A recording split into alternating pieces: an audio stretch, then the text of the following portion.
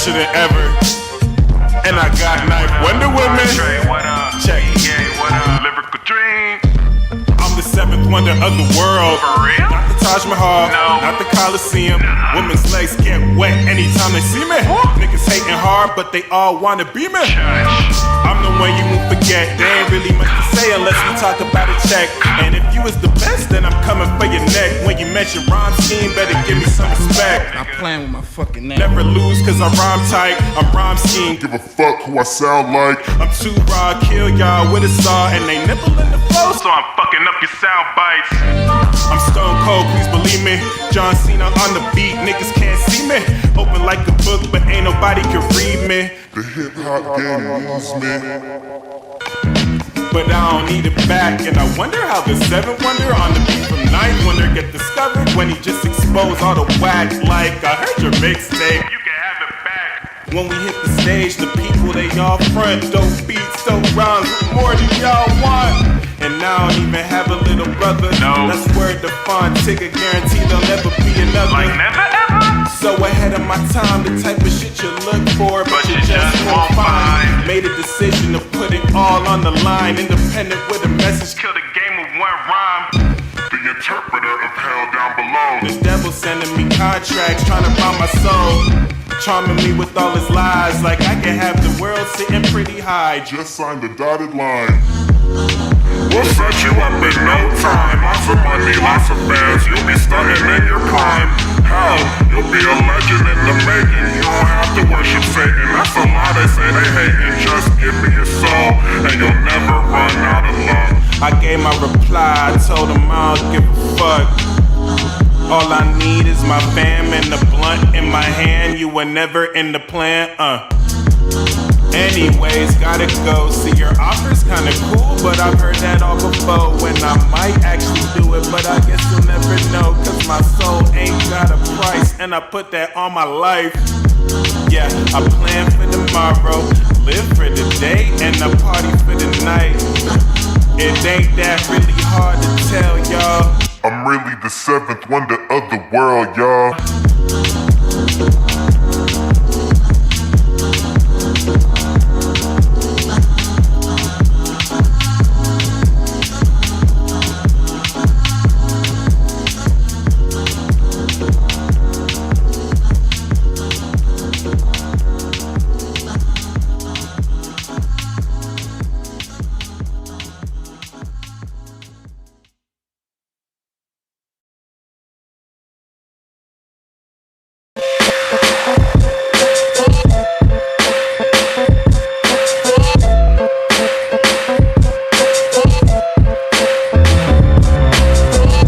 Hey yo, let me talk my shit. Yeah. Where we go one, we go all. Bitch, check it. Your favorite rapper probably a rapist. That nigga Bill Gates is a sadist. Obama was the first gay president. Michelle is a man, that's evident. Yeah, that's why they killed Joan Rivers. And you thinking I'm a nigga till you only see the trigger. Blah, blah, nigga, that's fact. Listen, I'm stupid, I don't know how to act. Oprah tried to sell out Michael. That's why I'm on this track going psycho. They killed Nipsey, they killed Sabi. Are those correlated? I think maybe. But they thinking it's a theory though. That's why they wear the mask, looking really slow. They yelling at you, telling you to do it. You ain't even know you looking stupid. And they thinking that I'm real mean. That's why you gonna take them vaccines. This a pandemic, that's obviously. Kill Dylan Roof, free Cosby. BLM a joke, Lily though, I'ma just fill they heads with hope.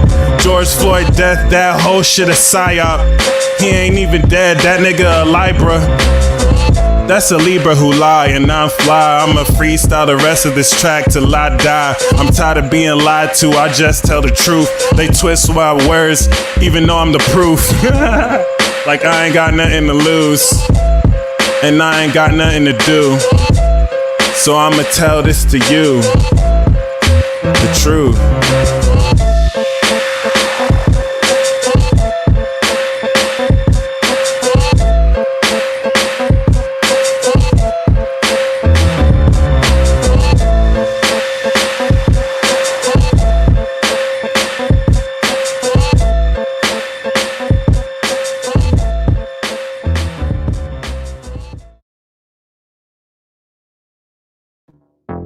biggest dream was like really making it in this industry, you know? But outside of local shows and SoundCloud tracks, I ain't really ever gonna make it, yo. I'ma never be famous. I walk around like I'm never gonna make it. Fuck a A-list, rising to the top, tell me what's it gonna take? I may not be famous, But at least I ain't fake. I got that fire, I spit that dope. I get inspired, I get back hope. I been that dude when a nigga come through when I thought you knew, but I guess you don't. It's just, if I really put in work, I'ma make it, yo. But I'm too lazy though. Swear I'm too lazy, they like scheme, don't give up your dreams. But I believe everything you see ain't what it seems. So I'm just busy working, trying to find my purpose. But then I sit and wonder if this work is even worth it. I'm feeling worthless like I ain't never gonna make it, dog. I mean, don't get me wrong, I got the skill, I got the talent, but I should probably just quit while I'm ahead. But it's weird cause, you know, I got that fire, I spit that dope. I get inspired, I get back hope. I been that dude when a nigga come through when I thought you knew, but I guess you don't. It's just, if I really put in work, I'ma make it, yo. But I'm too lazy though. Swear I'm too lazy, they like scheme, don't give up your dreams. But I believe everything you see ain't what it seems. I'm just busy working, trying to find my purpose. But I just really wonder, is it even worth it? got me feeling like Fuck the fame, fuck the fame, fuck the fame, ho. Fuck the fame, fuck the fame, fuck the fame, ho. Fuck the fame, fuck the fame, fuck the fame, ho. Fuck the fame, fuck the fame, fuck the fame, ho. I'm just saying fuck the fame cause I'm really salty. Let's be honest though, the game wouldn't be shit without me. well, I just kinda say that to make myself feel better. I don't know if it's true, but I got that fire, I spit that dope. I get inspired, I get back hope. I been that dude when a nigga come through when I thought you knew. But I guess you don't. It's just, if I really put in work, I'ma make it, yo. But I'm too lazy though. Swear I'm too lazy, they like I believe everything you see ain't what it seems. I'm just busy working, trying to find my purpose. I just sit and wonder, is this even worth it? The devil pitching contracts, trying to buy your soul. Some people will sell it quick for the power and the gold. Your heart wants freedom, the system wants control. See, fame is an illusion. In case you didn't know, I'ma never be famous. I walk around like I'm never gonna make it. Fuck a A-list, rising to the top, tell me what's it gonna take? I may not be famous, at least I ain't fake. I got that fire, I spit that dope. I get inspired, I get back hope. I been that dude when a nigga come through when I thought you knew, but I guess you don't. it's just, if I really put in work, I'ma make it, yo. But I'm too lazy though, so I'm too lazy, they like Scheme, don't give up your dreams. I believe everything you see ain't what it seems. I'm just busy working, trying to find my purpose. And I ain't gotta wonder if this work is worth it. Cause every time I'm on the mic, I always heard it. You ain't felt inspiration till you heard this. So even if this moment here is the best it'll ever get, I'll still make sure it's a moment you won't forget.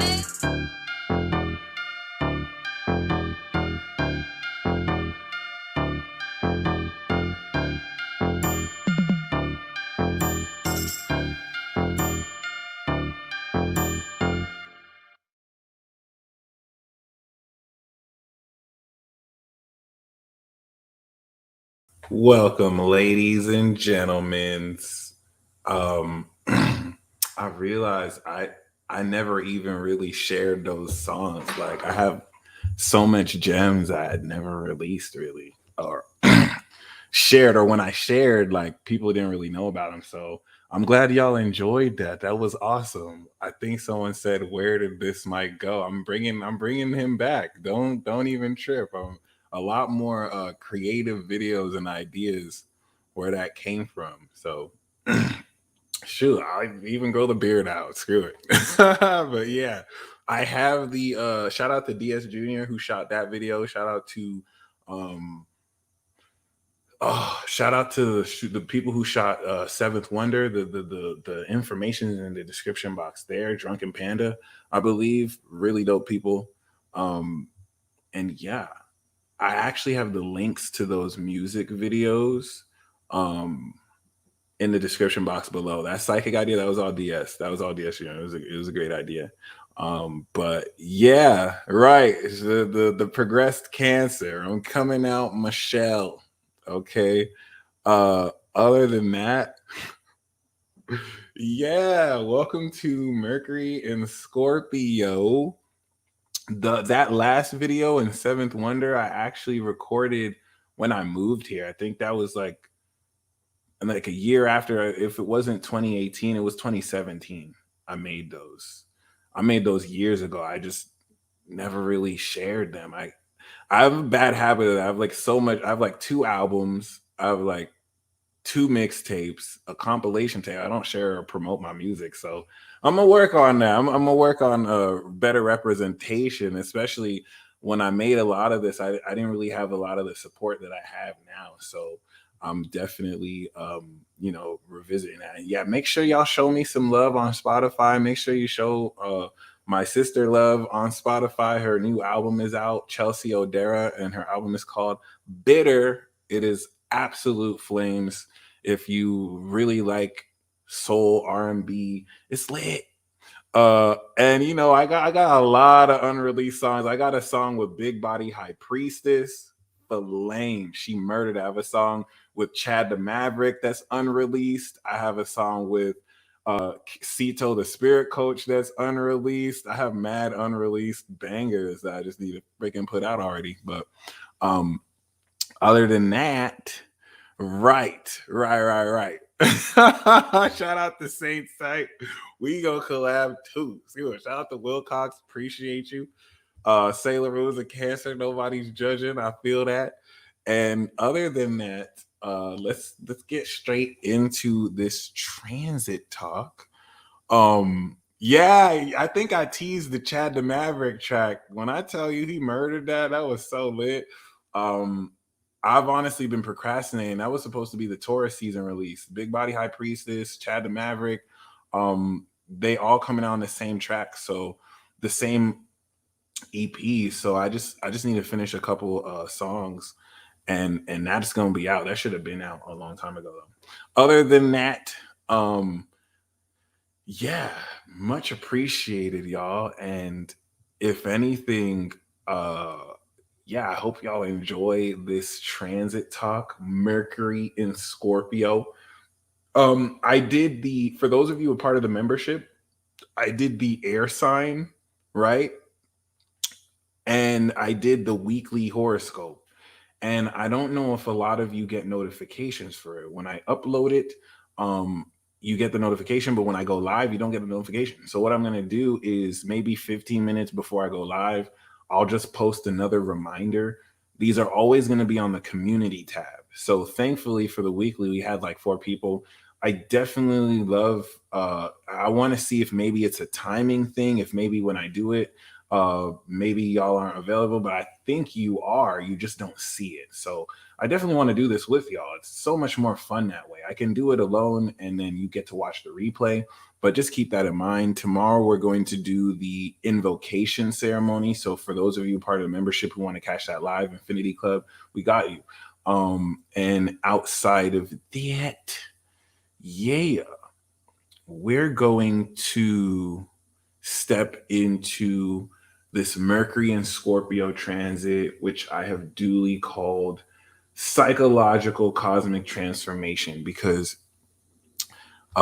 thank you. Yes, I've always been a conscious rapper, lyricist at heart. I'm experimenting with like newer styles, but I'm a Black Thought, Lupe, you know what I'm saying, Ab-Soul-esque lyricist. Like I only care about the bars. I've been working more on like my artistry and learning how to make songs, but that's really my pocket. Like I just like to make really thought-provoking, rebellious, controversial content. Other than and I'm really grateful because I feel like I manifested y'all. Like before, when I was making this music And Jessica, thank you so much. This shout out to Vibrations. The Hardly Working series is one of my most classic EP series. Hardly Working 2, which I feel like is the best one out of all three. Make sure you check that out. And yeah, I'll make sure I do that, Ruby, because once again, the air sign one was dope. And the weekly, make sure y'all watch that weekly horoscope tower that I just did. That was fire. Jessica was a part of it. I did Sagittarius in a Nigerian accent. I did Scorpio in a very creepy detective accent by request. And I did, was it Libra? It was Virgo in the British accent. It was awesome. And Hermes stay talking. Like, we don't shut up over here. So, yeah. And I appreciate you, GS. So, once again, like, this is interesting because this Mercury transit, thankfully, not only zips by quickly. Shout out to Kaylee. You're awesome. So not only does this zip by quickly, we found on the weekly Taurus is catching bodies, Gemini's catching bodies, Leo might be catching bodies, Sagittarius is definitely catching bodies. So don't mess with those 4 signs this week. But other than that, okay, Mercury just got out of a nasty retrograde. That Mercury retrograde, I felt like it was coming for us because I'm not the only one that went through it. I lost my iPhone during the shadow period. My Android is screwed up during the retrograde. I can't even open my phone. Like, I have to do this extra weird shit just to pretend I know where it is, just so that it can like go on. I need a new phone. But other than that, it was weird. Like, I have a retrograde story. I went to the airport and I went all the way down the terminal only for the terminal gate to switch. And then the person give us a wrong gate to go to. And then I had to Olympic run across to another gate to make it barely to my flight, sweating bullets. I felt like so embarrassed and a laughing stock. I mean, I wasn't embarrassed. I just decided to be an asshole because I see through the bullshit. But like, it was just so frustrating. That's the word. Other than that, universe Kobe, that classic Mercury retrograde and that square to Pluto was just ugh. But it was an Olympic run. Trust me. I knew I had less than 10 minutes left, and I knew I wasn't going to miss this flight again on some retrograde shit. So I made it work. But other than that, I don't take edibles because I don't trust them because they either hit or they don't hit. And they hit. But other than that, yeah, Mercury is... Let's get them sessions scheduled. So Peace Dealer can get a new phone. I like the way you think. I manifested that 100 meters straight up because I was... Excuse me. And it was weird. Like, people would just decide to get on the escalator and stop. I was like, excuse me. And I didn't even care. Just I don't care. Bye. Like, I got to go to a flight. Like, I'm not missing this time. But yeah, once again, Mercury is coming out of the shadow period. It's going through Scorpio. It's going to zip through Scorpio. And we have a lot to talk about, guys. This Mercury transit is less than 3 weeks, but it's going to transform your entire ability to process pure energy and information. Isn't that crazy? I'm glad you peeped. That's wild. And yeah, I feel you. Those sociopathic tendencies might actually be the best part about you as you learn that, society and its expectations aren't really based on reality, but its expectations and opinions. So, a lot of you might be kind of waking up around what society expects from you and who you are and how you should always, lean towards who you are and what society expects that's just not real. Other than that, prepare for a potential cyber pandemic. That's going to be fun. That's actually going to be really fun. And I'm not being sarcastic. But other than that, only because it'll put everyone in a position to see, now that the status quo will switch, who you are and what you're doing. But other than that, once again, thank you, Alex. That's a fact. This is very important because everything about this transit is preparing for the rest of the year. And everything about the rest of the year is preparing you for very, very, very, very life-changing, mind-bending collective events that will lead us collectively into mass extinction events. I'm going to kind of embellish a bit more of the moon message that I did prior. So a transit like this, no transit honestly is really useless. This is going to be very, very deep. Okay, I feel you. This is very important because Mercury represents your brain's ability to process information, and the sun is your conscious awareness. This is like a baby who's consciously aware, but hasn't developed the cognitive function to like process yet until you come into the Gemini ages of 3 to 7. So this is where, relative to a whole year's worth of individualization of your identity and your character and your talents and your skills, this is putting you in a position to realistically take everything you've mastered through Virgo and present it through Libra, and now transform as you shed, through the balancing scales. After what you perfected, the excess fat of what you don't need, you shedding off. You're transforming. But this is going to so intensely and so deeply put you in a position, shout out to Majestic Magi, that fine tunes and purifies your mind and your brain. It's going to take away all the bullshit that you've been stressed with and just have you move forward with what's important. Because once it goes into Sagittarius, the square to Neptune in Sagittarius season is going to prepare to augment the processing ability of your brain and awareness to step further into supernatural phenomena and to encompass your ability to integrate the processing of metaphysical experiences into your real waking world and reality, which will feel less and less like reality as Jupiter fucks the veil up when it goes into Pisces. And so I want to kind of give you more insight into what we have been going through because of that North Node in Cancer, March 21st, 2020 apocalypse cycle that kicked off right when the North Node was coming out of Cancer and going into Gemini. And so there's 3 stages of this. Whenever we speak of the stages of seasons, right? We have cardinals that start the season off. We have the fixed that sustain and strengthen the power generated in the start of the season. And then we have the mutable signs, which close out the season and change as we step into a new season.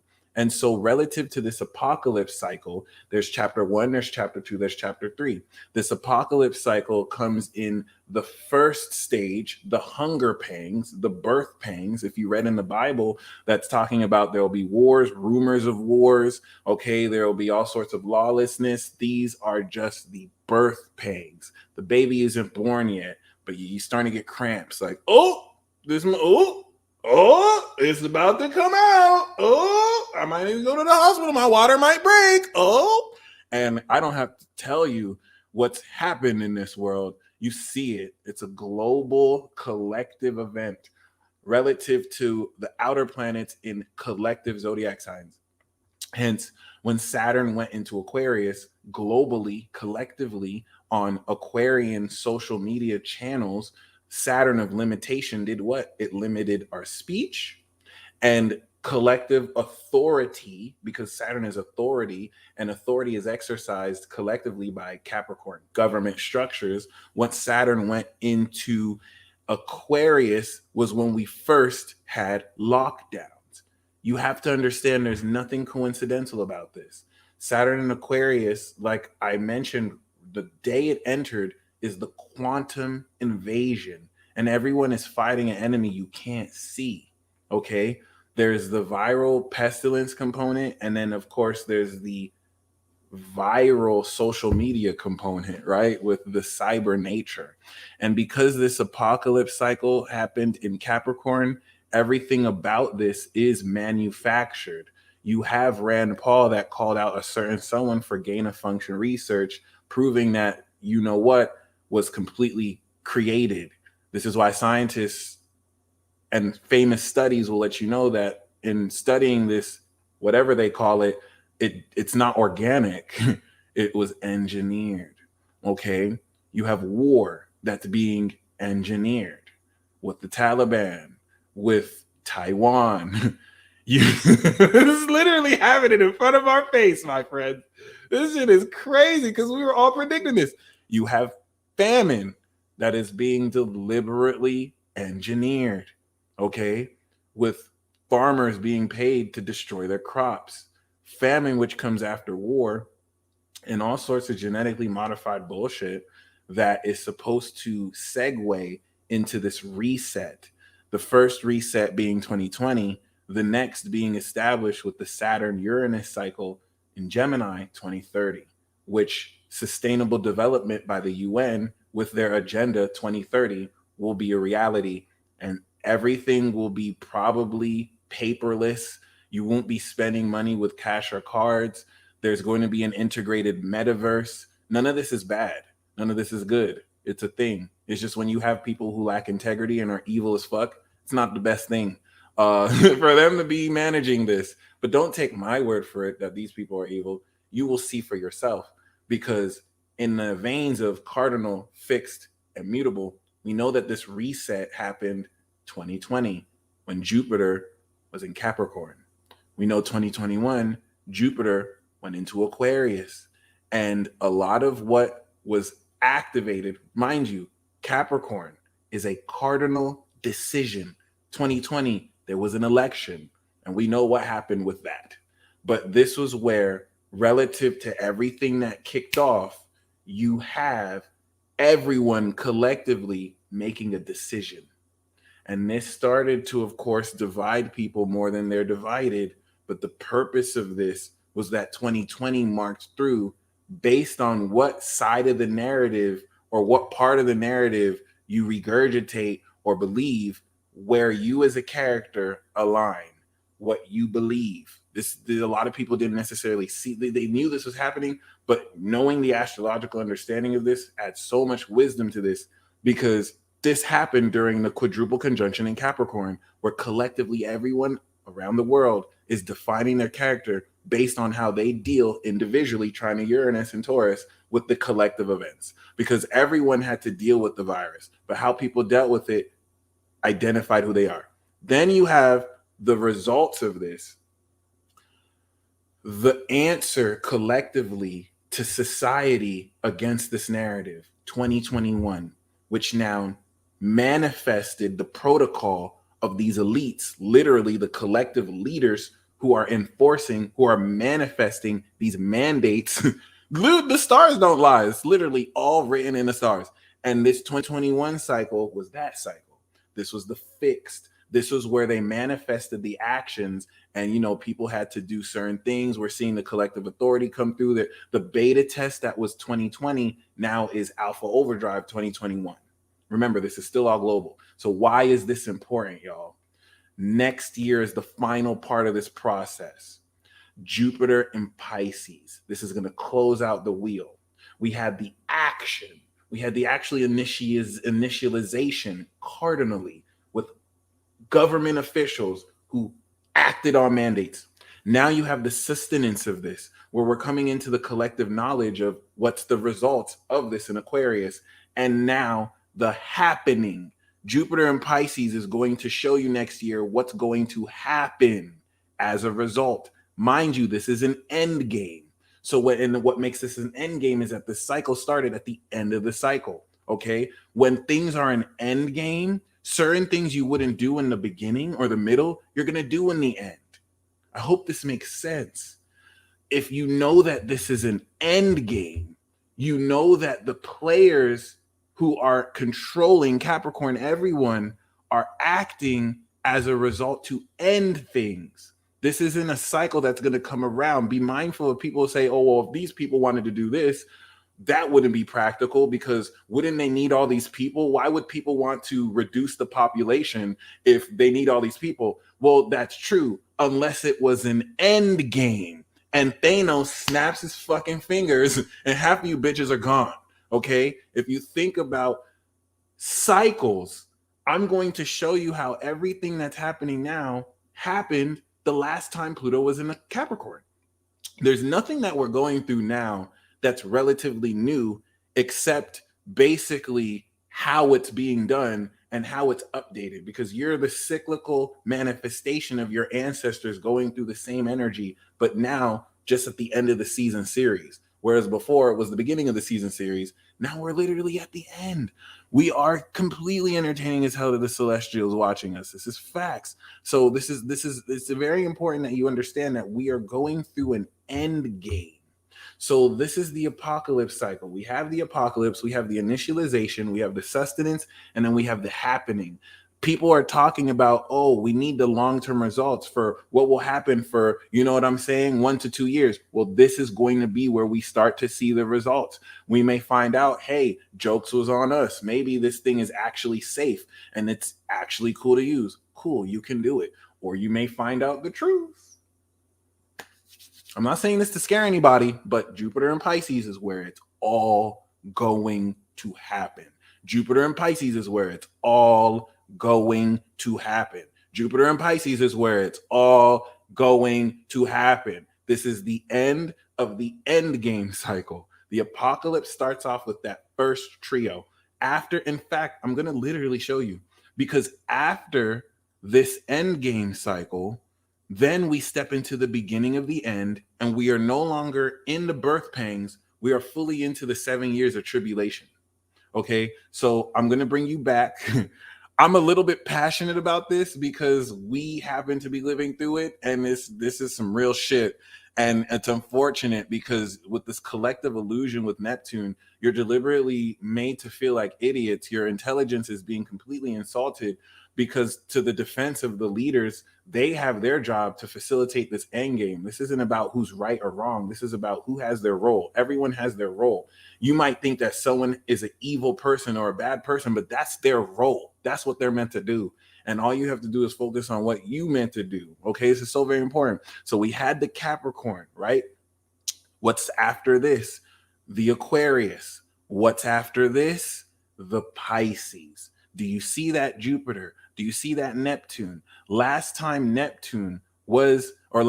Jupiter was in Pisces, Neptune was in Aquarius, folks. And so this is the completion of this endgame cycle, incorporating 20 plus years of plans that world leaders have made to govern populations of people that they're deciding, Saturn, what to do with the population number of, through control of weeding out people. First the old and the weak, and now they're whittling through people to reset the economy. I'm not saying anything of this is bad or good, but you need to know this is what's happening. So let me tell you what happens once Jupiter is getting ready to start a brand new cycle in Aries. What's the brand new cycle Jupiter is going to start? 2023. My friends, the beginning of the end of the motherfucking world. We're going to see Jupiter retrograde back into Pisces, and don't take my word for it, because the mutable nature of Jupiter and Pisces is where all this is going to happen. You're going to see what the results of the people who did. You're going to see the results of what is going to happen with the crops. You're going to see what's going to happen with the tsunamis, the fault lines. This is literally the Jupiter cycle that's going to prepare you for mass extinction events. Say it with me. Mass extinction events. MEE. After Jupiter leaves from Pisces and goes into Aries, Saturn, as you can see here, will go into Pisces. And what happens after Saturn goes into Pisces? I want you to look at the moon. It's literally like a eep, eep, eep, eep. One thing I want you to notice is there's nothing in Scorpio, there's nothing in Libra, there's nothing in Virgo, there's nothing in Leo.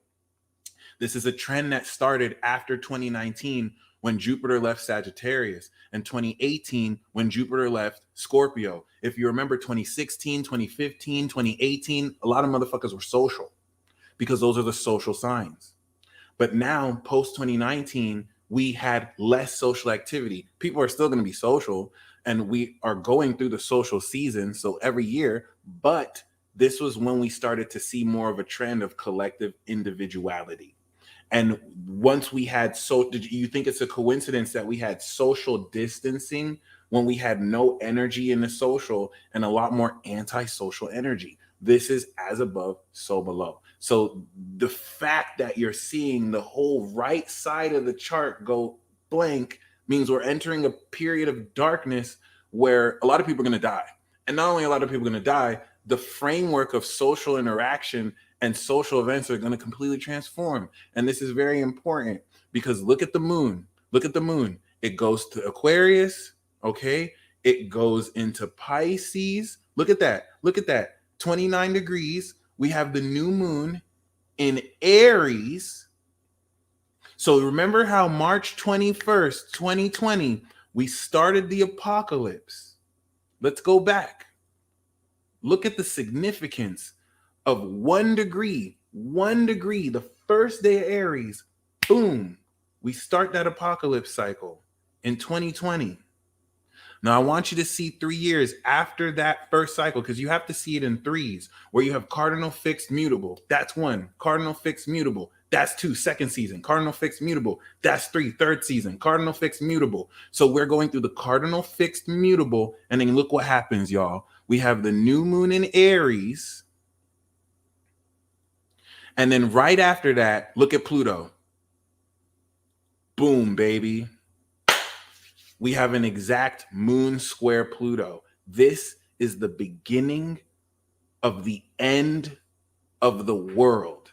Everything you've ever known, all the concepts, all the infrastructure, all the culture, all the holidays, it's done.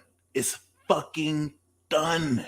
Saturn is going to literally end a 30-year karmic cycle coming into 2025, where Neptune will end a 200 plus year cycle. It's over. Pluto coming into Aquarius is now awakening the collective to the deception it's been through, and we're going to see mass extinction events. For context, the Revolutionary War that founded this country happened when Pluto will return where it was when the Constitution got ratified. And so if you think last time when Pluto was in Aquarius, okay, see, this ain't no joke. If you think where last time when Pluto was in Aquarius in the late 1700s into the 1800s, you had manifest destiny. You had Spanish people, English people, okay, and who else? It was the Spanish, it was the English, and the French people. French, by the way, who around this period and government structures around the world were stepping out of monarchy. And so France just had its revolution. And this led to the coalition with Napoleon, where around this period they're dealing with corruption. They're dealing with these royal monarchs who don't give a fuck about the people. And whereas other places in the world are kind of moving forward, you still have places like Russia, who at this time was so back into this whole like feudal system with serfs and all that. So the reason why this is very important is when you had this manifest destiny, when you had the French, when you had the Spanish, when you had the English, even some Russians, okay, came through, what did they bring to the indigenous people? They brought disease. This is so very important. You had hundreds of thousands of indigenous native people to this land die, fall and drop dead. But even in places in Europe, Africa, and Asia, due to disease,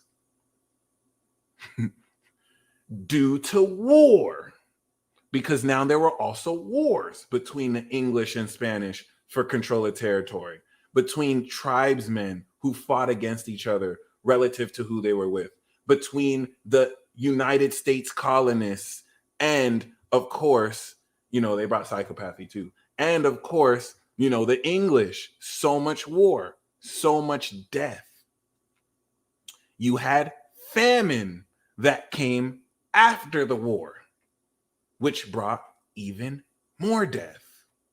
So the reason why I'm saying this is when I tell you, hey guys, we are entering what may be some of the most intense period of mass extinction events that are 100% controlled and coordinated by government authority and a little bit by fate. I don't want you to sit and listen to me like I'm saying this, like I'm some conspiracy theorist. History has set the precedent that this has already happened before. So I don't want you to see this as just some weird event as much as I want you to see this as a natural cyclical return back into what founded this cycle initially. This is literally history repeating itself. Ooh, but trust me, this apocalypse means unveiling. So every secret that's been hidden from the collective is finna be revealed in 1 year alone. And that's gonna be the Jupiter and Pisces cycle. And Jupiter in Aries is definitely going to step you into a lot of the new cycle. As far as my stance on the Jabberwocky, I'm not going to tell you not to take it or take it. I have my opinions and beliefs on it. If you feel like you want to take it, people should do what they want. If you feel like you don't want to, you should not be demonized for it. That's all my stance is. But just know when Pluto enters Aquarius, the moon is going to square in Taurus. And you can have all sorts of mixed feelings about how I spread my message and who I am, but you cannot deny facts. That's going to happen. And I want to once again be very, very, very, very, very, very clear, right? The return of Elijah and Enoch. I want to be very, very, very clear. Once this happens, all those biblical prophecies are going to come happen one after the other. But let's be very clear. Remember, in the book of Daniel, Daniel saw what was about to happen in the future, and the angels were like, wrap that shit up. Like, you're not even supposed to see that, my nigga. And Daniel was sad. Daniel's like, whoa, this is horrible. And Daniel's like, no, that's not even going to happen in your lifetime. Wrap that shit up. When the time comes, the seals will be released. Some of you are holders of these wisdom and secrets. And once the seals will be released, the scales will fall from your eyes, whereas the majority of the other world will walk around clueless, because Jesus will come like a thief in the night while people are partying to rapture the faithful. Please know the rapture is real. It's not as simple as people just disappearing. This is the ascension. This is your ascension into higher light to get ready to fight that war of Armageddon, so that we step into the new heaven and the new earth and we enjoy the millennial reign of Christ, which is representative of Christ consciousness being expressed through Christians, people who are like Christ, not Bible thumpers who believe in some doctrinal version of Jesus, but people who authentically live Christed in their beings and treat other people the way that they want to be treated. Before all that religious indoctrination bullshit that seek to divide people. It's as simple as that. It's as simple as that.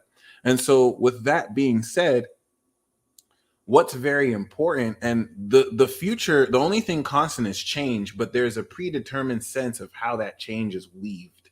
That in our third dimensional perception looks random, but ain't nothing in this life random. Everything is orchestrated. And yes, Rome is falling. Remember, this new age of Aquarius is the new age of the gods and the new age of angels. And what you're not being told is that, yes, the world is ending, but a new world is emerging. There are children who are born after 95 with Pluto in Sag, with Pluto in Capricorn, and now post 2023 with Pluto in Aqua, who are going to awaken literal supernatural godlike abilities, and they're going to lead humanity into a new age of adventing consciousness with greater real science instead of the fake science that was deliberately set to keep you at a certain dull level. You're going to be aware of how schooling and everything you've been taught was deliberately taught to you to keep you at a certain conscious level. Some of you have decided to forget that and awaken. You had the audacity to see through the bullshit that was spread in your face and awaken beyond it. And that's why you're special. And that's why you're going to awaken. I'm talking about all these mass extinction events, but let me tell you something. For those of you who walk with Christ, for those of you who walk authentic, knowing the God you serve, you will do exploits. And while everyone is walking around with their heads cut off, you will feel more empowered than ever. You will feel more purposeful than ever, because the fake world and reality that was Truman showed around you is dead. It's dying. And we're going to return back to the original land that our ancestors left for us. Whether you're white, whether you're black, whether you're Chinese, whether you're Filipino, it doesn't matter your color. It matters the quality of your soul. It matters whether your heart is pure or not. Okay, so while people are dividing whether oh, my ancestor said it was going to be this, or well, my ancestor said this, none of that bullshit matters, because when judgment day comes, your heart is going to be balanced on the scale. And you know, whether you oh Jesus, but we cast out demons in your name and we healed the sick in your name. Depart from me, bitch. I don't know you. So like, this is where we're coming into. Okay, don't get so caught up on, you know, politics around genetics. Get more caught up on the quality of your soul. And if you are genuinely a good person, okay, because God is good. And so I'm just trying to let you know, we're stepping into mass extinction events. But for those of you who've been doing the spiritual work, like, let me give you my own life as a testimony. A lot of you were called to this path earlier, just like everyone is. Is Jesus related to Yeezy? One look at Kanye West's chart. If you look at Yeezus, Kanye West is a divine angel.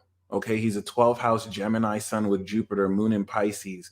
Like Kendrick, like Prince, he's a divine quality of angel in the 12th. He's a transcendent spirit. So this is a very, very, very divine angelic being. This is why he's the wealthiest black man ever. And this is why when Jupiter went through his 6th house, his beliefs and lifestyle changed. He became Christian. God called him back.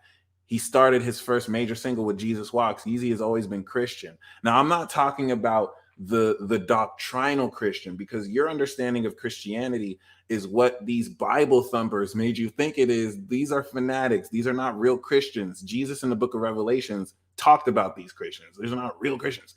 We're talking about real Christ-like beings. And Kanye West is one of the most influential of these people. Whether, you know, traditional Christians think he's using the religion or not, you can look at his life. He's really touched by God. And that doesn't mean that, you know, people like him aren't going to push the boundaries on what's acceptable or not. That's why he's being used like this. But I'm using Kanye West as an example because, like President Trump, they're both angels. Okay, so think that they're fighting against demons, because this is the end time. Like, this is not a joke. This is so real. Okay, many of you have been called before, just like you were called. So many other people were called, but few are chosen. So like, I could have made myself feel like, no, this is weird. I'm just going to get a normal job. I'm going to, you know, work for my mom out of this. If I stop everything I'm doing, first of all, I think some people think that mommy and daddy gave me money to do this. I did this from the bottom. Like, my parents told me straight up, we think that this shit's of the devil. Like, my mom told me this. So she was not supporting anything I did. Y'all know my story. I had to go from Cali with nothing. I made videos, this, you know, I made $100 grand dropping out of college, doing what I love. Of course, the IRS took like a portion of that, but I only say that because I was told that I needed to go to college to make a living, and I dropped out and was able to basically do this full time, and still went back to school, got my degree. So keep that in mind. Are all Geminis angels? Gemini is the messenger. Messenger is an angel. Yes, all Geminis are angels. Not all, you know, the devil was an angel. Kamala Harris, Gemini rising, fallen sun. She's a fallen angel with Lucifer on her moon. So, you know, not all demons are bad, not all angels are good, but Geminis are angels. That's a fact. If you're a Gemini moon, you're an angel soul. If you're Gemini rising, you're an angel physiology. If you're a Gemini sun, you have the spirit of an angel. It's that simple. If you're a Libra, you're a higher order celestial being. Oh, that's Aquarius. Those are celestials, higher levels of angels. Libra, you're a higher order of angel. You're a celestial, you're a cosmic agent. So this is very, very, very important, because I could have given into the pressure around me and made myself believe that this is weird. Let me just get a normal job. But if I did that, I would need to have gotten vaccinated just to get a job. But I don't have to worry about that, because I suffered the difficulty earlier, being ostracized and alienated from people who were supposed to support me. And now look, I don't have to worry about any of that shit. I'm able to make a living doing what I do. I don't say that to brag. I'm saying that because God led me down this path. When people were saying what I was doing is pseudoscientific or of the devil, I just kept staying true, and I got to manifest you. And so that's why I know I can walk through the valley of the shadow of death.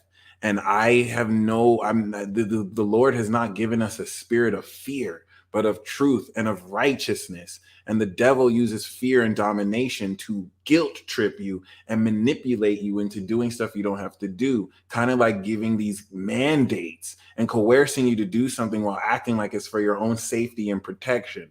We're not doing that. Okay, so fight fearlessly, because the Holy Spirit within you is fighting with you. And thank you, Cher. I'm glad that I can honestly be an inspiration. You know what I'm saying? And so, that's that. And the Pisces video, I put that Pisces video up because I honestly wanted to share how I be feeling like Pisces. You know what I'm saying? I be feeling like I don't be understood for saying the truth. And I just wanted to share that just so I can show that other Pisces feel this way. I didn't expect that to go viral as fast as it did. y'all need to stop playing with Pisces, because like y'all have them feeling like they don't belong here or shouldn't exist. And that's not to say, you know what I'm saying, Pisces is all perfect. But yeah, just keep that in mind. What if you are sun, moon, rising, all Gemini? Then you are a true angel. That is the true angelic archetype. Okay. And once again, angel doesn't mean that you're good. Angel doesn't mean that, oh, you're such an angel. Angel is just a ministering messenger spirit. That's it. If you're an angel, you're a messenger. That's it. It doesn't mean you have wings. It doesn't mean that you're all dressed in white. It means you're a messenger. Specifically Gemini, which are the angels sent to Earth. And Gemini is the manifestation of human consciousness, human angel. So keep that in mind, because the reason why, thank you, Shah, the reason why this is so very important is if we take into account a lot of these trends. I didn't even step into the transit talk because it's so very important you understand where we're headed into before this transit talk. Once Pisces ends, this cycle and begins to end in Pisces, all of the Saturn in Pisces, you about to see them go off. You about to see their true talents. Saturn in Pisces and Saturn in Aries, born in the 60s, but also 93, 94, 95, and then you Saturn Aries born 96, 97, 98. Y'all are the most important people right now. I don't even think you know that. All you Pluto Sages, all you Pluto Scorpios with your Pluto Capricorn children, all you Pluto Libras with your Pluto Sag children, y'all up. The fate of the world rests on you. Especially you Saturn Pisces, Saturn Aries. This next Jupiter cycle is your come up, because you are going to unveil supernatural abilities, insights, and concepts to lead humanity into the new age. Because after this 2023 chapter, which is the birth pangs, then we step into the beginning of the end of the world, and we come into that tribulation cycle to step us into the new dawn of the new age with Pluto in Aquarius.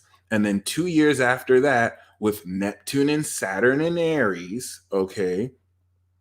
And then, of course, Uranus, that goes into Gemini. So if we start from 2023, then we know that cycle is actually going to be 7 years long, ending off with, of course, Saturn in 2030, getting ready to conjunct Uranus. But you know what? It looks like that conjunction is going to happen 2031, which is very interesting. So we can probably say the 7 years of tribulation is from 2023 or 2024 to 2030, 2031, where the final part of this coming into the reintegration of society is Uranus, Neptune. That means all of you 86, 87, 89, 88, Uranus and Saturn and Sagittarius, you're completing that. And y'all are going to be very important too. And then, of course, the Saturn caps. Once you complete that, Saturn returns Saturn in Cancer.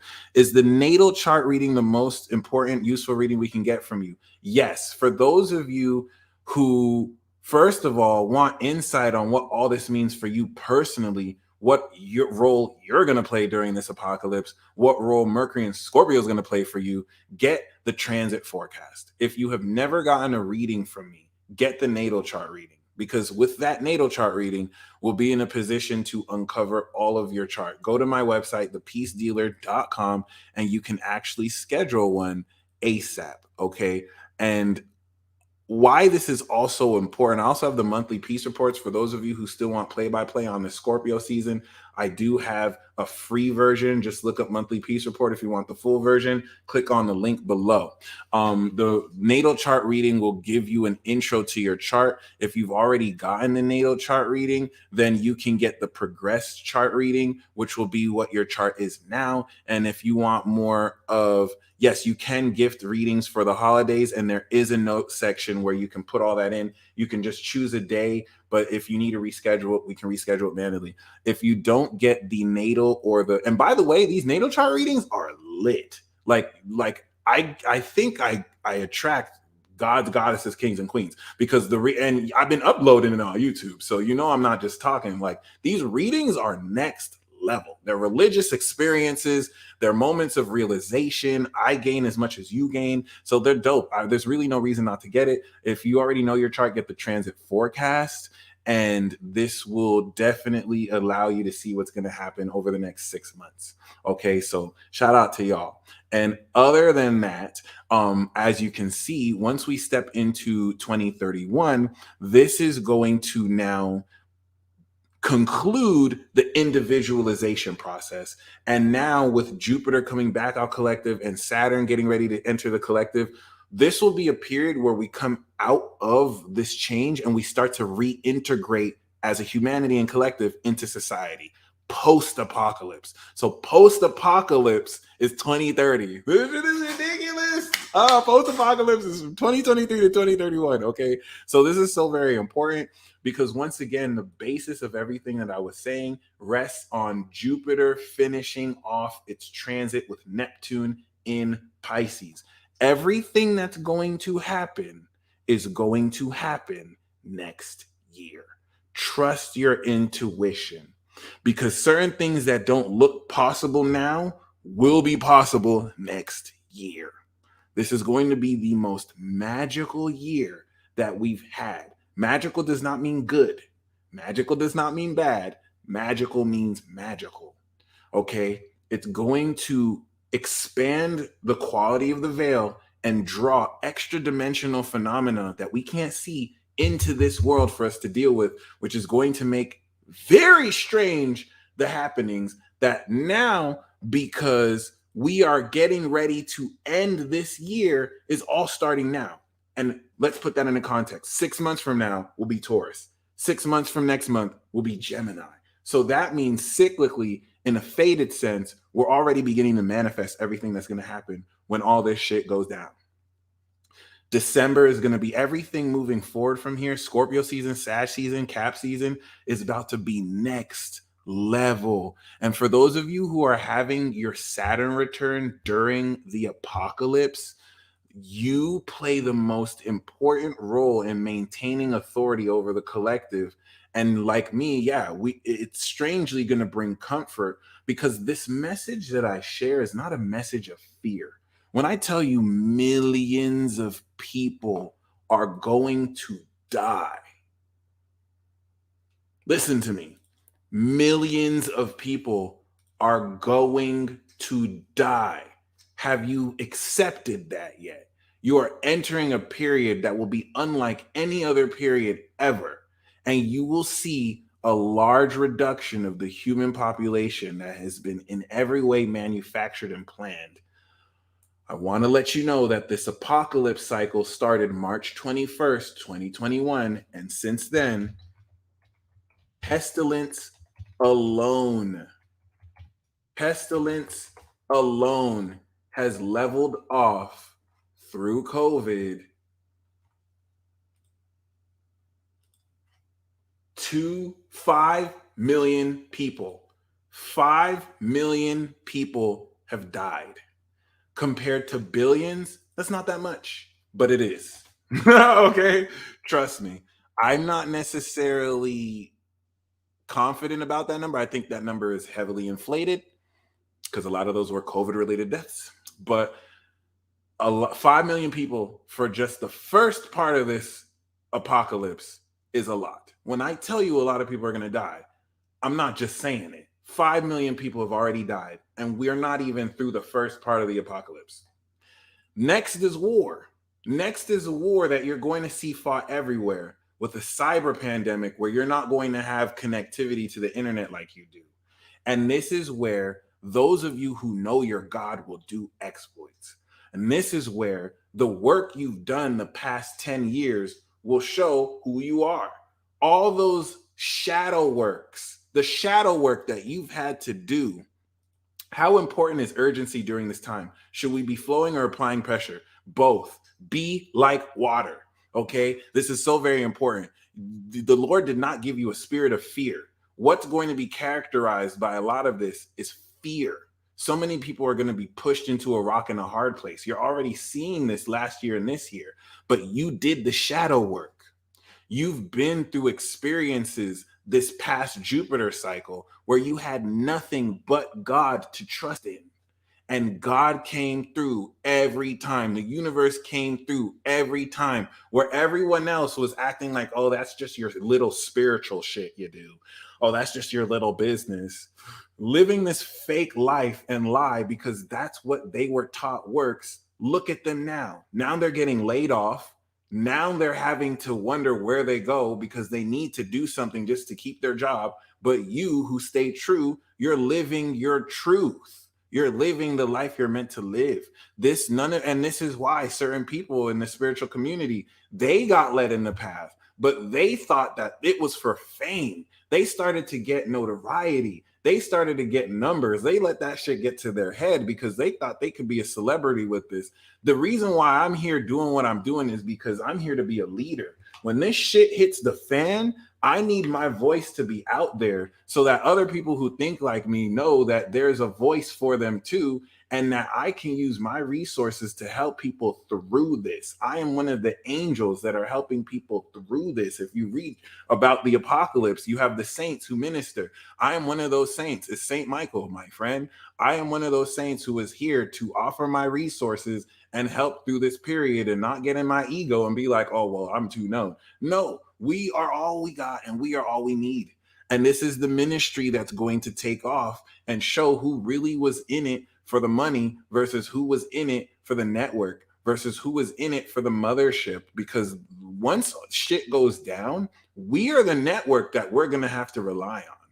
When people don't have the ability to reach out like that, we created this network. It spans throughout the whole world. We'll be able to hit each other up and help each other out. That's how this shit works. That is currency. That is more valuable than money. Because when the economy goes to shit and all that money you have in the bank, did you know we're about to enter the biggest financial crash ever? They're dangling this crypto in your face, but they're going to manipulate the markets. And after they take their assets out, they're going to fuck you in the butt and all the markets will crash. We already saw this a little bit with Uranus and Taurus. They're manipulating everything. So after, you know what I'm saying, all your money is worthless because you listen to all these people who said it's all about the money, it's all about value. When your assets are worthless, it's about who you know. And it's about your pure connection with God. Because when everyone starts running around freaking out, you did the soul work. I'm not even going to call it the spiritual work. You did the soul work. And now it's going to pay off. So this is not a message of fear. When I tell you millions of people are going to die, 5 million people are already dead. That's millions of people. When I tell you, and listen. We've been saying this since, go back to 2019, go back to 2018. You will see me talk about Pluto and Capricorn. You will see me talk about governments collapsing and mass people dying. I said this 2018. And since then, 5 million people have died and countless others. Okay, this is just the beginning, baby. This is the birth pangs. So when I tell you this because this is the revolution, baby. This is the revolution of the individual. What they're not telling you is that they're weeding numbers down to fight back. Shout out to who asked you to fight back against the awakening of sovereign souls who are going to lead humanity. They want to dumb you down and make you feel like there's no hope, but there is hope. The DNA genome within you with these successive cycles is awakening a new way to be conscious. You're not being taught this, but you know, you're having synchronicities, you're having experiences, and anybody who you're telling this to, you feel me, might be suppressing what you know so that you feel stupid. And this is where you have to stay true to what you believe and know, but hold yourself accountable so you're not just believing delusions and fantasies, because we're susceptible to that too. Make sure that what you know is actually true. But trust me, you're spending your energy. And this is where the more someone said, don't invest in crypto. No, you can invest in the market. Just invest in the market knowing that everything's going to crash. The money I have invested in crypto is a game to me. If I lose all of it, I'm not going to kill myself. It's a game. It's monopoly money. We're stepping into an advent of consciousness where your soul is currency. You're going to be in a position to manifest with your soul. You can pull anything out of your soul. I need you to understand why a world full of bankers, economists, marketers, and all sorts of advertising geniuses don't want you to know that you can do that. Because if I let you know you can do that, why do you need to buy my product? Why do you need to buy my brand? Now I have to work with publishing companies to publish bullshit books in tandem with big pharma to basically manipulate the stats you see, because you can lie with numbers and statistics. Numbers don't lie, but people lie with numbers. And so if I can create this fake reality around you, you're not going to be aware to the potential you have. Because ever since you were a kid, you're indoctrinated by scientific narratives and books filled with postulates, opinions, and theories that you don't have a soul, you don't have a spirit, you only have a material body. And when you die, you're going to get buried. And that's it. You are living a simulation. I'm channeling, baby. Like this is the realest shit you're going to hear me say. Because after Mercury and Scorpio, we're ascending. That Sag, Cap, Aqua, Pisces, that's going to be the last of anything normal you remember. And nothing going on here is normal. Because after that, it's a wrap. Everything is going to change. Jupiter and Pisces, and we're stepping into the literal end of the world, 2023.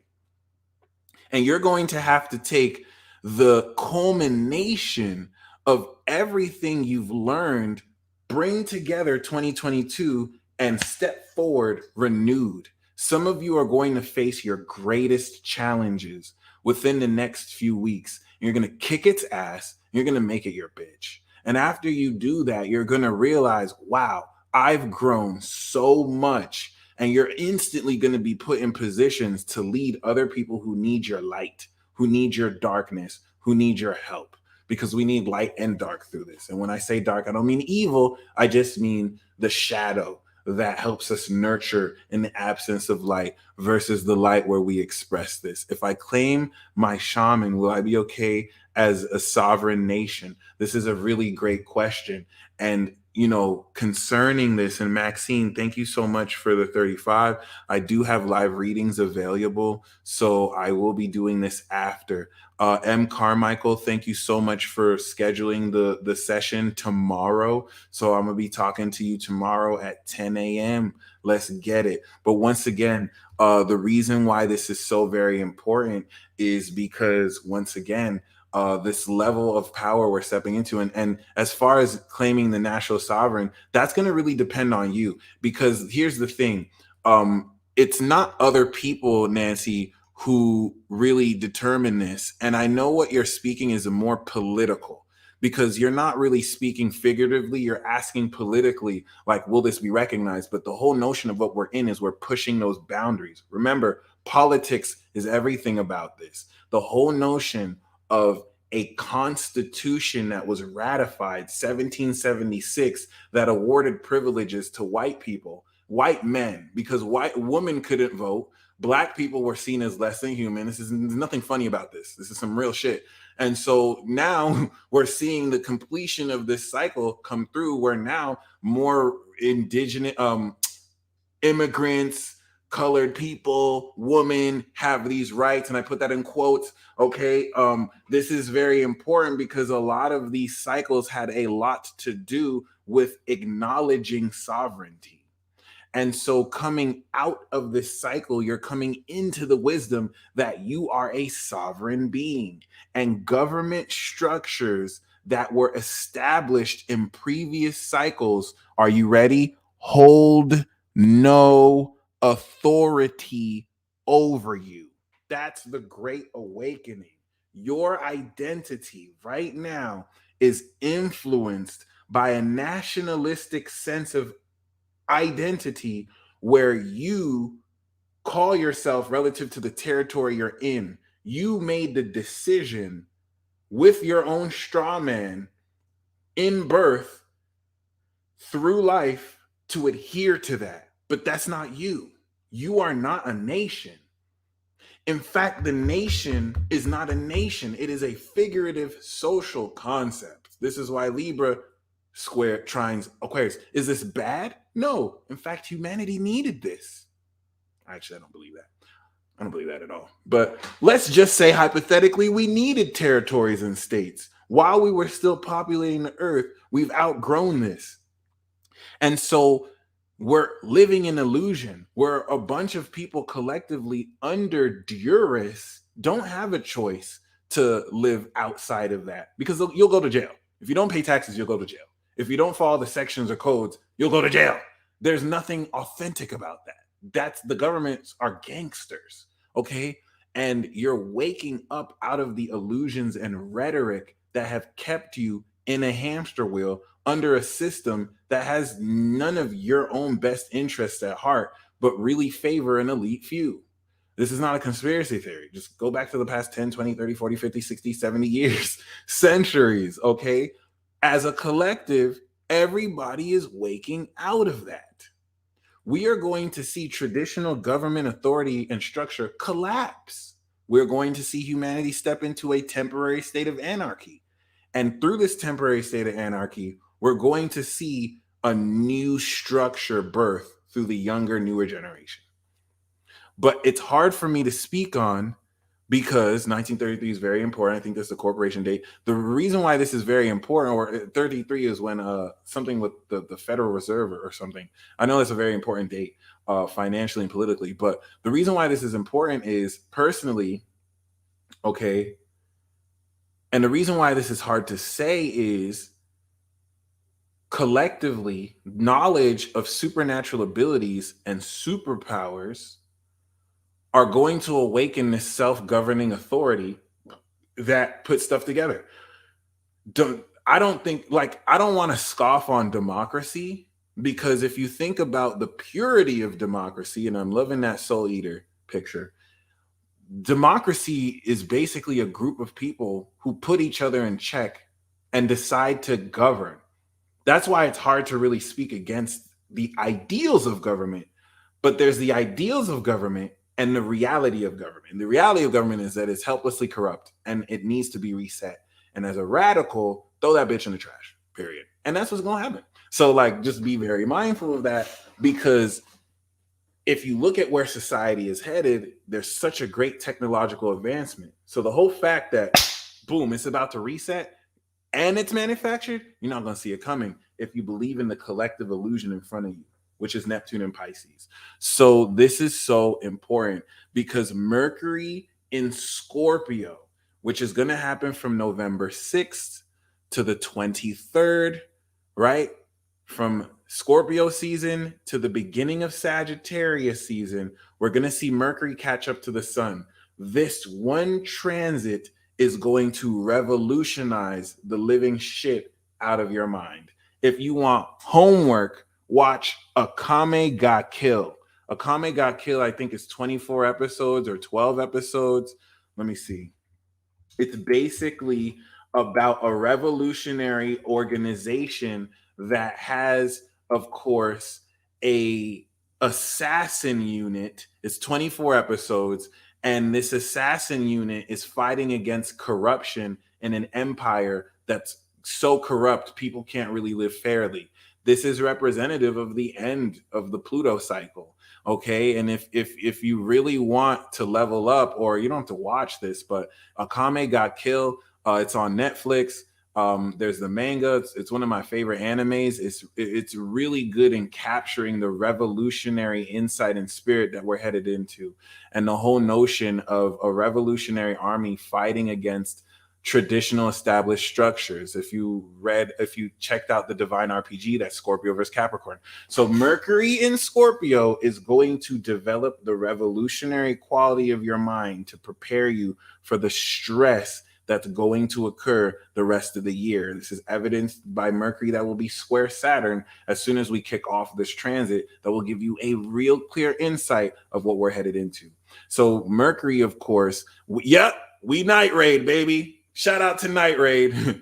Shout out to Night Raid and the Imperial Arms. It's called Akame ga Kill. Okay, AKMAE, AKAMEGA Kill. Okay. This is so very important because Mercury represents your processing, the sun is your awareness, and Mars is your libido, your desire, and your action, and your desire to have sex.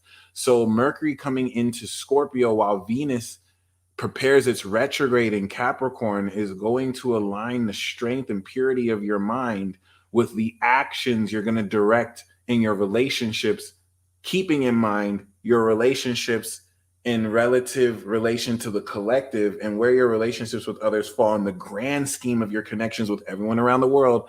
King Kungsing what? North Node in Gemini. You're going to start this Mercury transit aligned with the destiny of truth that will transform, because you're going to gain an insight that will clap you back in the game. Mercury in Scorpio starts off with you realistically coming into a wake-up call. All the distractions that society and the entertainment industry to trap your brain, entertainment, are doing through television programming your mind, you're going to snap out of it because of the truth of what happens in real events that remind you this is what we're fighting for. And so all of Mercury in Scorpio, when we get in this insight, all of Mercury in Scorpio, November 6th to the 23rd, is purifying your mind and killing all the distractions, so that by the time we finish out of Mercury in Scorpio, your ability to discern psychological information between the lines and to strengthen the quality of your ability to express magic will borrow on the mastery of Virgo and transform this psychoanalysis to prepare your brain for ascension. The ascension of your brain, Mercury in Sagittarius, is going to expand your mind with new concepts that enable you to visually induce an integration of unseen metaphysical phenomena into your reality. So let me give you an example.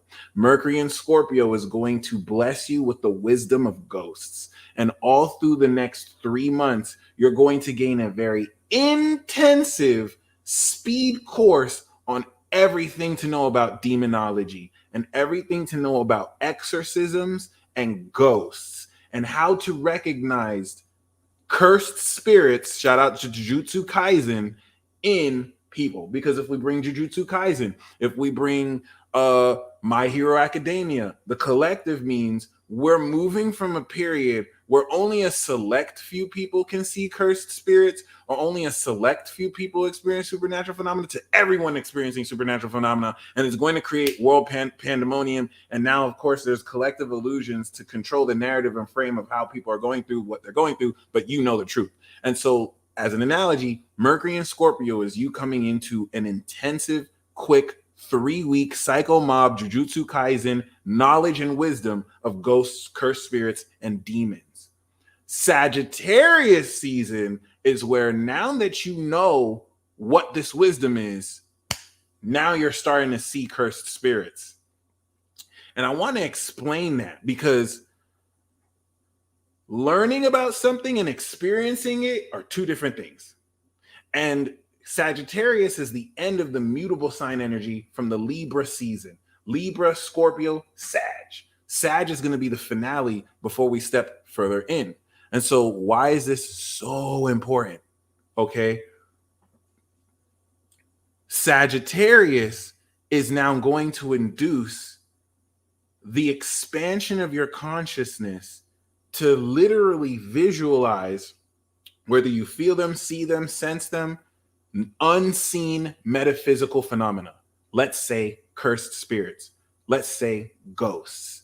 Now, when you look someone in the eyes, you see a red glare, and it's like that person's possessed. But you had to learn the wisdom before.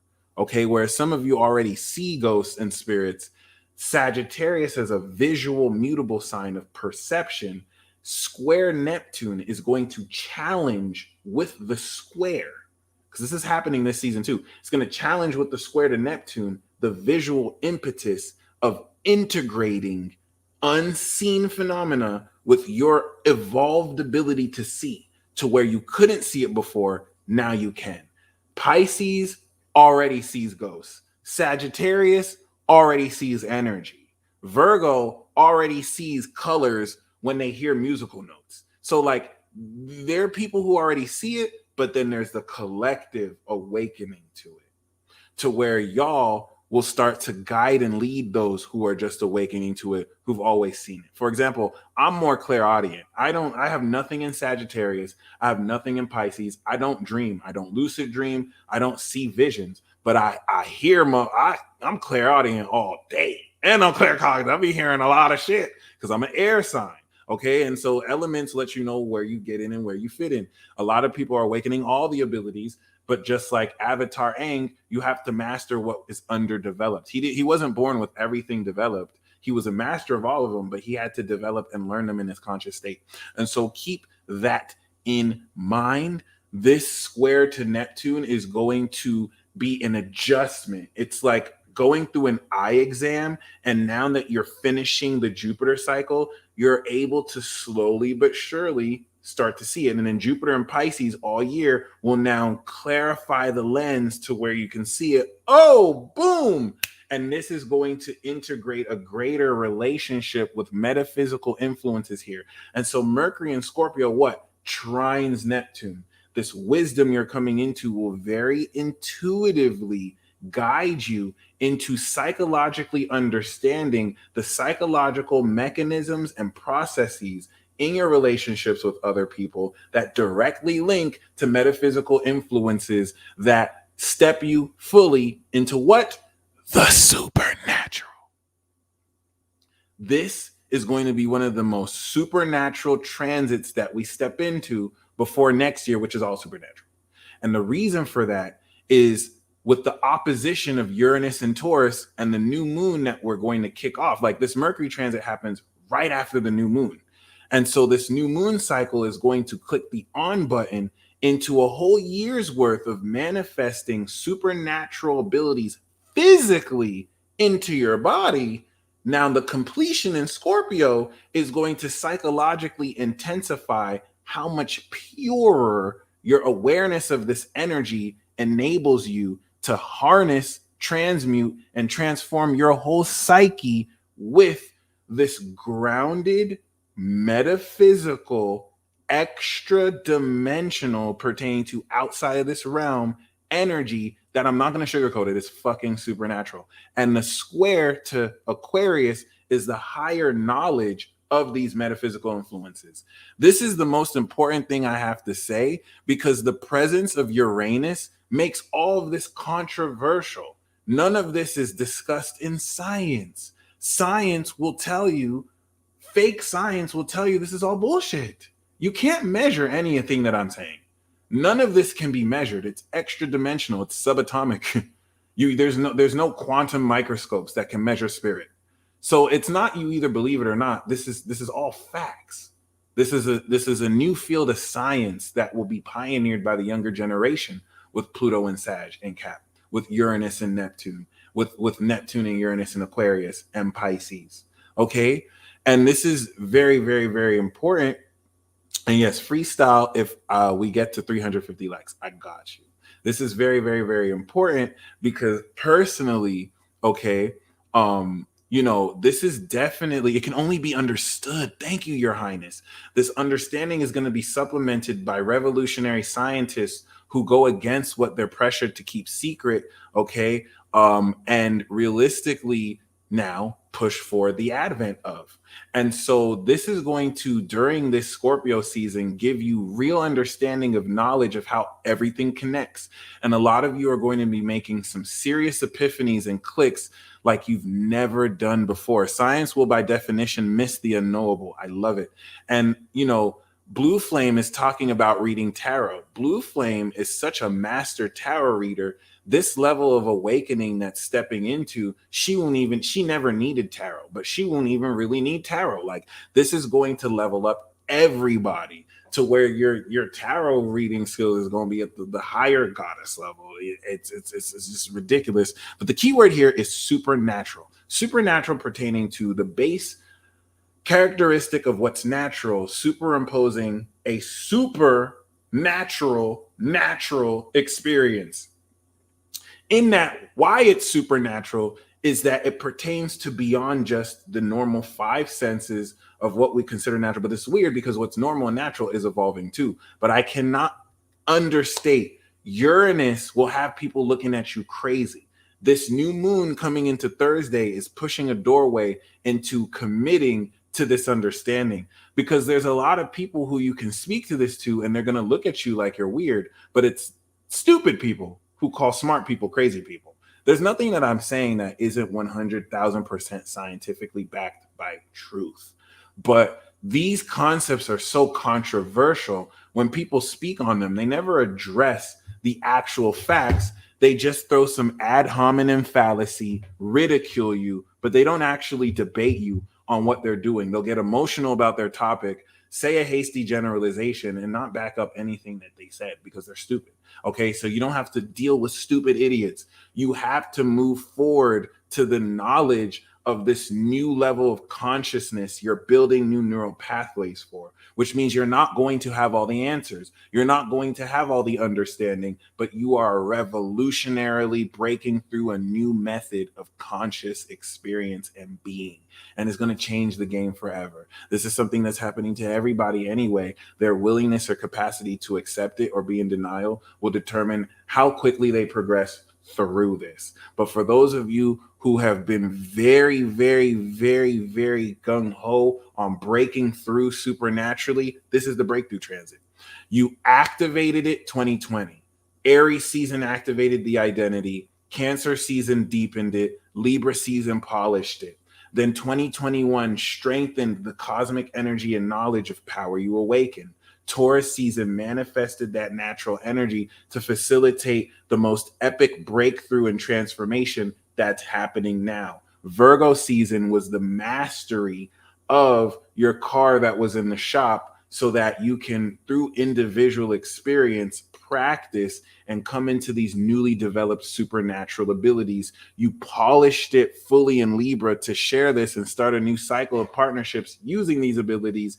And Scorpio season is the transformation and breakthrough into utilizing the pure focus of these mastered elements of your behavior to legitimately harness this Uranian extra dimensional natural energy. Y'all don't feel a spark that new moon, and transform the shit out of your whole reality.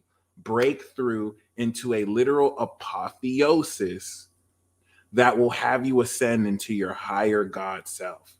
Do you know you have a higher celestial self? We are all multidimensional, and every single being has a God within them. Whether this is just an awakened part of yourself or you have Moon Pluto, you have a literal deity within you. Not everyone has a deity within them.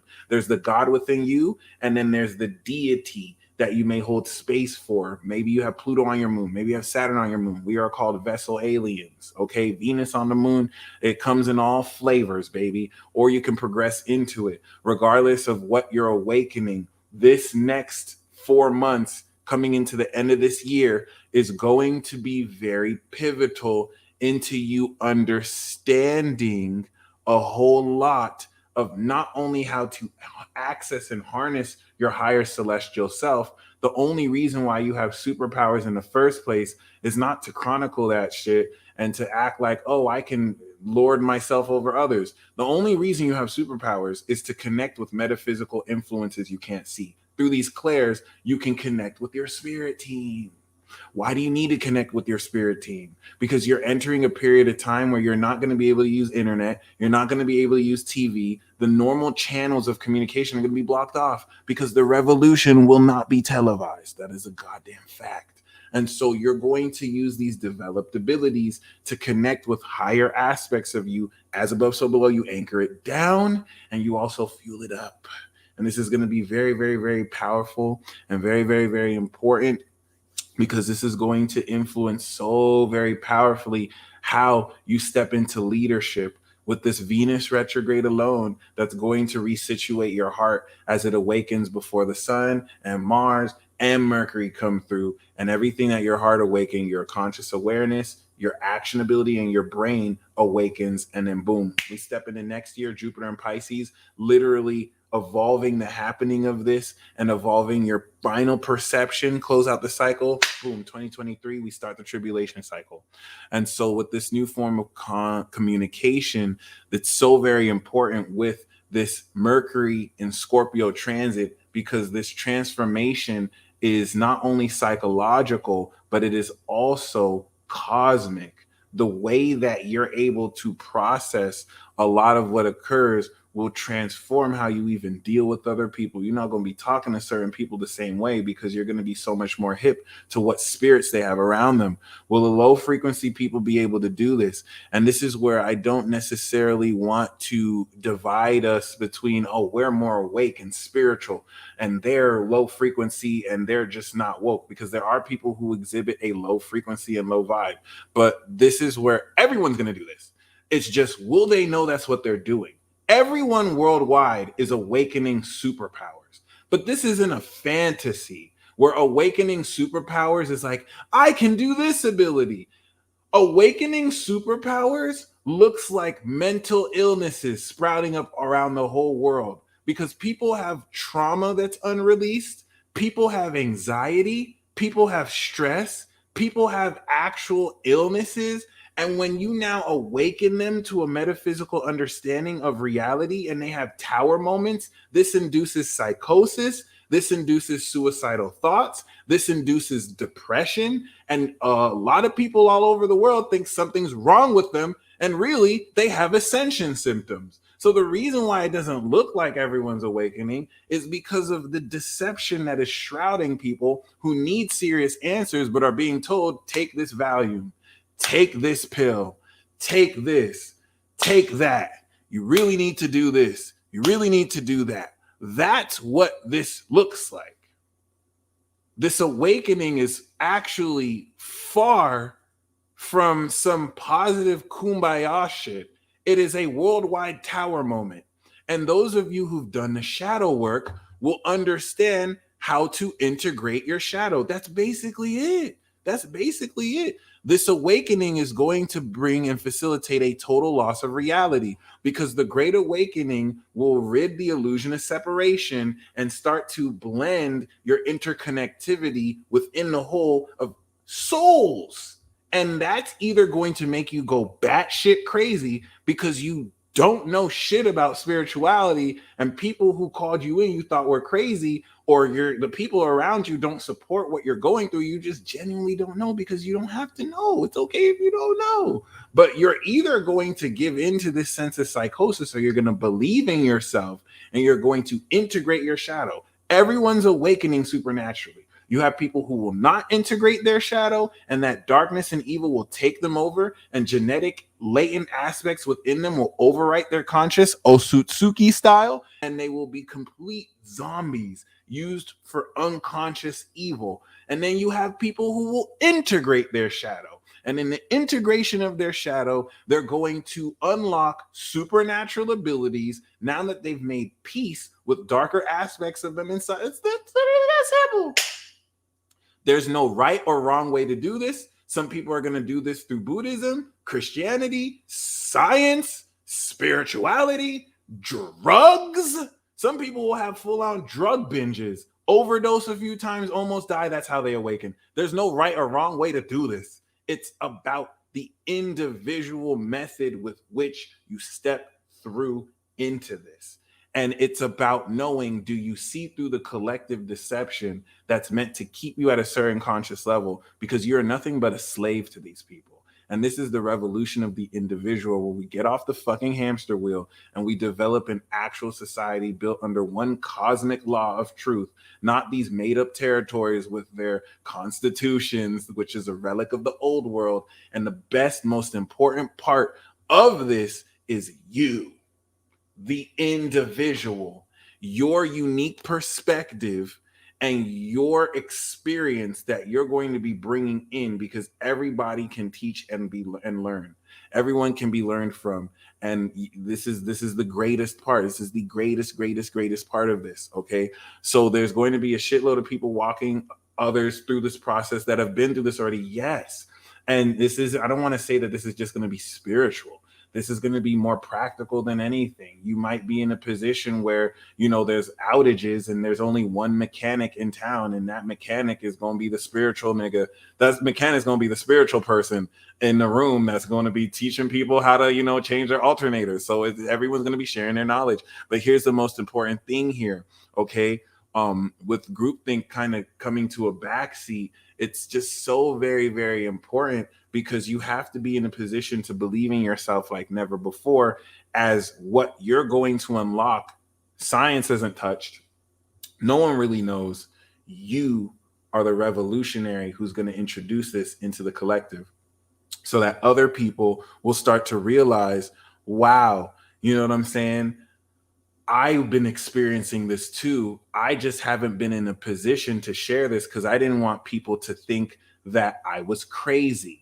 We couldn't do this 200 years ago when people lived in isolated societies and were not interconnected through the internet. We can do this now, where someone can post something on TikTok and 50,000 people repost it to 100,000 other people who relate with it. And just like that, the human brain is activating. As a human brain, as a humanity, we're all collectively building neural pathways collectively.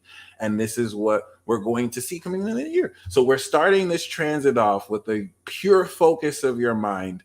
And this is going to lead into the conjunction on Mars.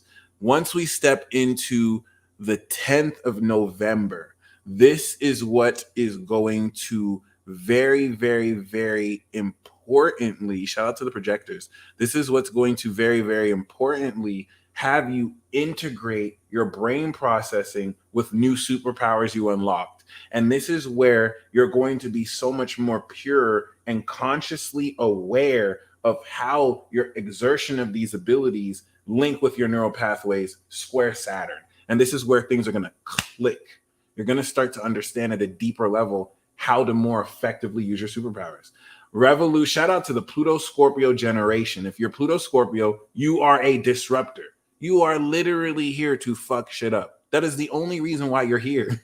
That is the only reason why you're here. Were you born 83 to 95? You are here to fuck shit up. You are literally here with collective karma, Saturn and Scorpio, Sag, Cap, Aqua, and Pisces, to clear the old generation and to pass the torch to the Pluto Sag 95 to 2008 generation. And then the 2008 to 2024, based off of the new society that 95 and to 2008 builds, because they're going to, the Saturn Aries 96, 97, 98, they're going to coming of age 2025 build the new concepts. These bright minds are going to be like, you guys are retarded. You guys did it this way. We can do it that way. And everyone will be like, oh, wow, I could have never seen that. Pluto Sagittarius.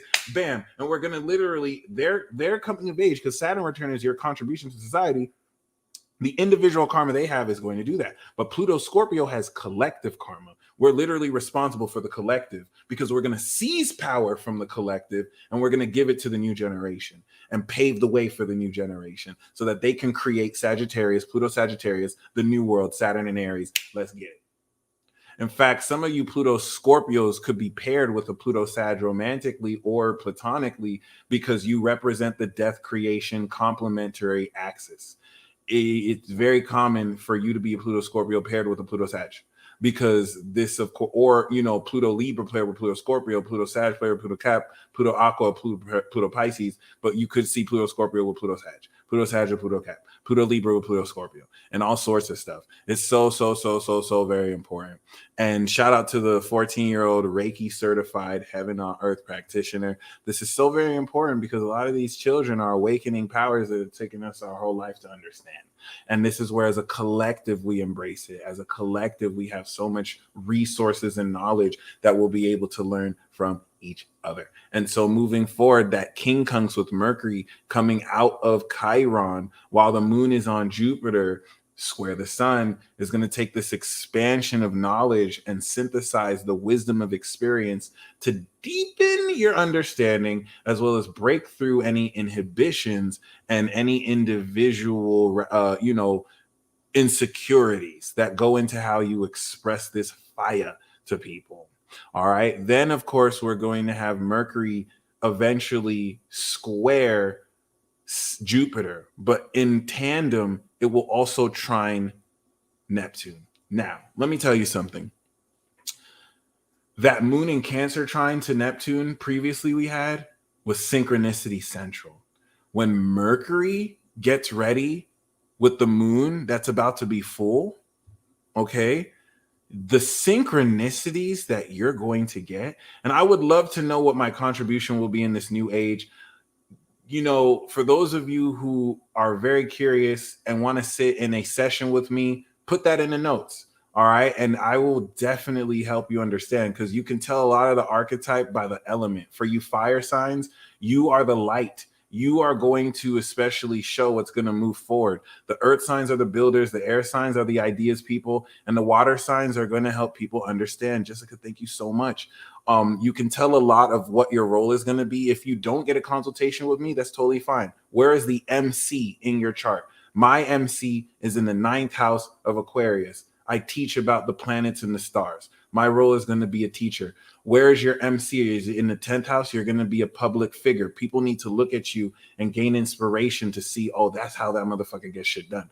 Are you an MC in the 11th house? You're going to be a community leader. You're going to be someone who rallies literal collectives around you and push forward. Like it's going to be very key. And there's so much more ways of telling this, but don't let anybody make you feel like you don't matter or you're insignificant, because a puzzle piece is not complete until every piece of the puzzle is in there. And you are a puzzle piece. You are a puzzle piece. You watching, you're a puzzle piece. Every single person here watching is a puzzle piece that is a part of a greater puzzle. And the puzzle will not be complete without you. That's a fact. Don't let anyone because they're trying to make it seem like, you know, they're trying to say you matter, but not like that. Okay. And that's a lie. You matter. Okay. You complete the puzzle. So your experience, whether other people think it's negligent, is important because you have a piece of the puzzle. You are it. Okay. So by the time we step into this square, everything after the 10th coming into the 18th is going to tighten the level of synchronicity and pure understanding that will shock you to your core. You're going to come into more definite understandings and realizations of how powerful you're in a position to augment and synthesize so many. Thank you, Jessica. So many of this wisdom that you're coming into. Each and every single day coming into this Mercury transit post new moon is going to step you into a deeper level of wisdom that will be more and more profound.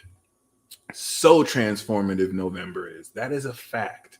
And for those of you who are putting in consistency and commitment and work to really break through, okay, this is going to have you see some of the greatest results. For those of you who've been stopping, you've been falling off on your commitment. That's not a bad thing at all. That's the Uranus opposition. And that's what's creating the unpredictability. It's not an excuse. You know what I'm saying? Like, hold yourself accountable, but that's actually why it's happening. You want to welcome it. Don't get sold on this ideal that if I don't do it like this, I didn't do it. Shout out to Aaliyah. If you fall down, pick yourself up, dust yourself off, and try again. Okay, so keep that in mind. What's very, very, very important.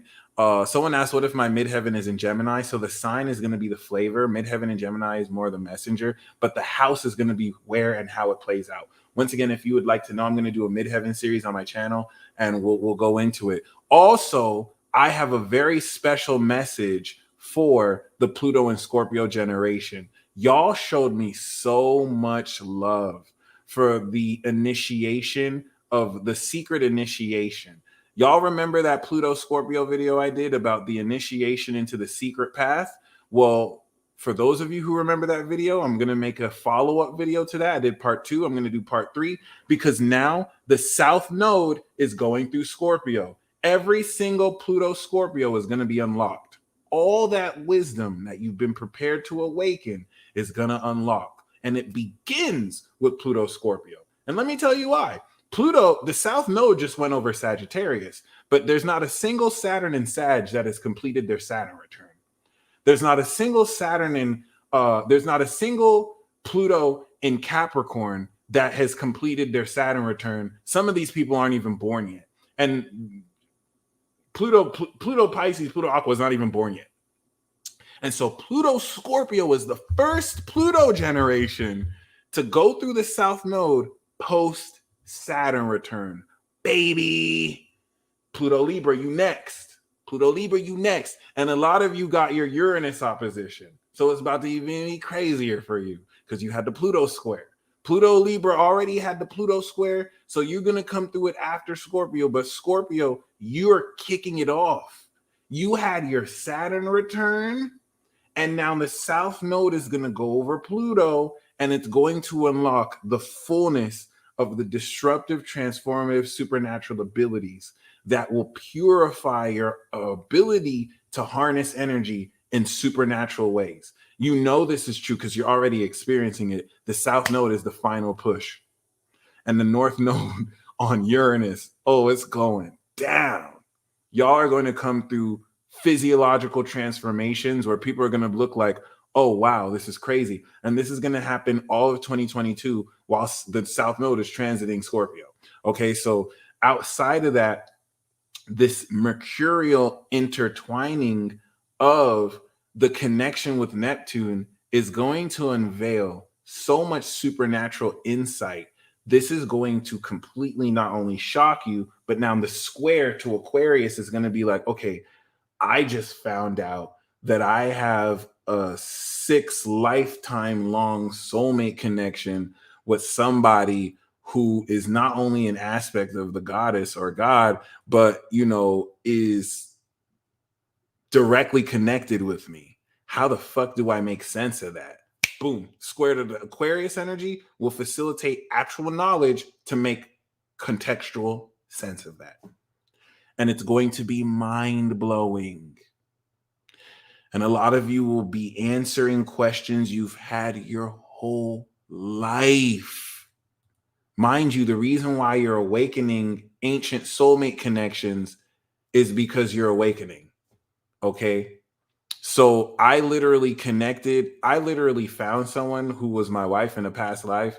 Like she had Juno dead conjunct my South Node. And it's not so much that aspect. There was a powerful synchronicity involved in that. And it's weird because I did not discover this person until I awakened. It's like the cliche shit that's been said. Once you awaken, you'll find your partner. So it doesn't mean that it's like, oh, I'm meant to marry her. I'm meant to be with her, because there are also other people. There are also other women who fall into that archetype, just like there are other men who fall into the archetype I have with her too. But this is just very important because these dynamics are awakening, and they're awakening quick. So be very mindful of what's revealed during this period, because this is going to completely interweave. Juno is the queen of the gods, and she rules marriage. But the reason why this is very important is because personally, and yes, I'll see it when I believe it. That's going to be next year, Lissy. Sagittarius season into, of course, I believe Jupiter and Pisces. So this is so very important. Now is the time, especially when we take into account a very important, shout out to Malibu, understanding of now moving forward. Once we finish this trine and we square Jupiter, this is going to expand the knowledge you come into that facilitates how powerfully you've grown. And we end the transit. please understand, when we end the transit, we have the Mercury trine moon that will eventually conjunct the sun coming into 5 degrees square Virgo. That Virgo square is going to be all that wisdom that has charged. Okay. All that, a lot of you guys are coming out of twin flame separation, by the way, because you're awakening to your core self.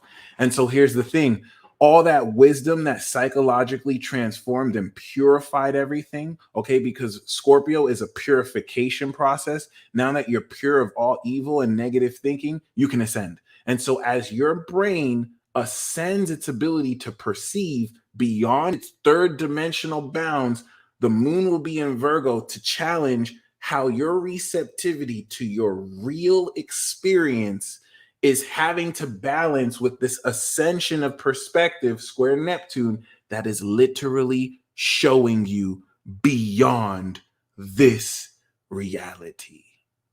Okay.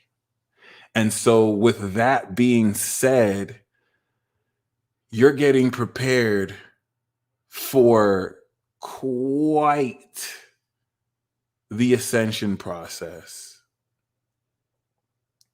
Okay.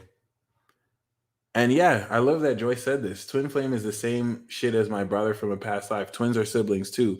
A lot of this is you personally coming into connection. A lot of this is personally romanticized in ways it doesn't have to be.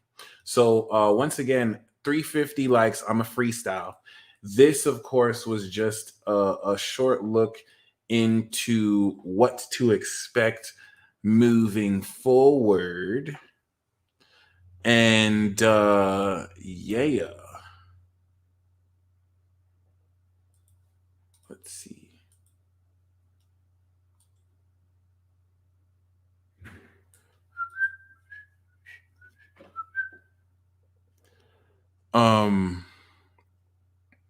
That being said,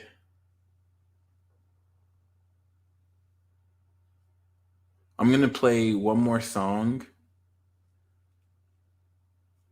Oh, you know what? I didn't say anything about Mars and Scorpio because I did the Mars and Scorpio transit talk, which y'all really did like that y'all really did like that transit talk. I did say a little bit about it with the conjunction when Mars conjuncts Mercury, but for those of you who want more insight in Mars, which is very, very important, make sure you go check out that transit talk.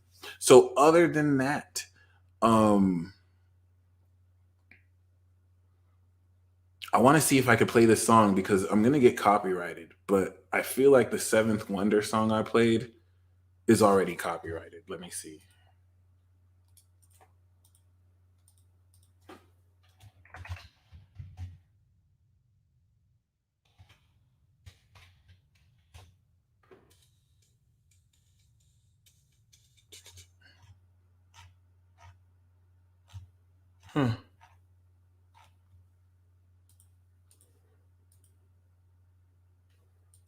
Thank you. And thank you, Jackie. Much appreciated.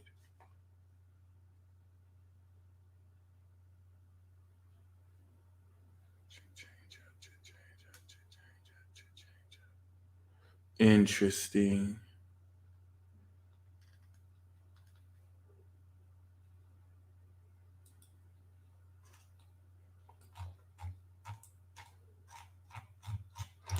All right, so I'm gonna play. I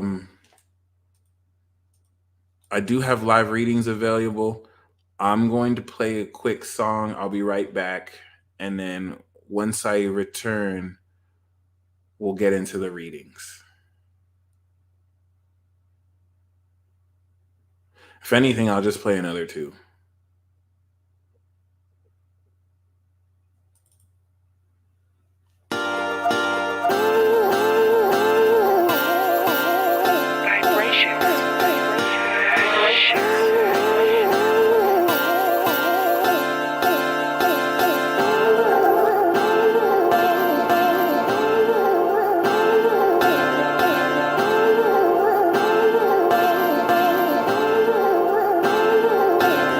The truth in a room full of lies, yeah. Swear I see myself when I look up in your eyes, yeah. When I feel alone, sky.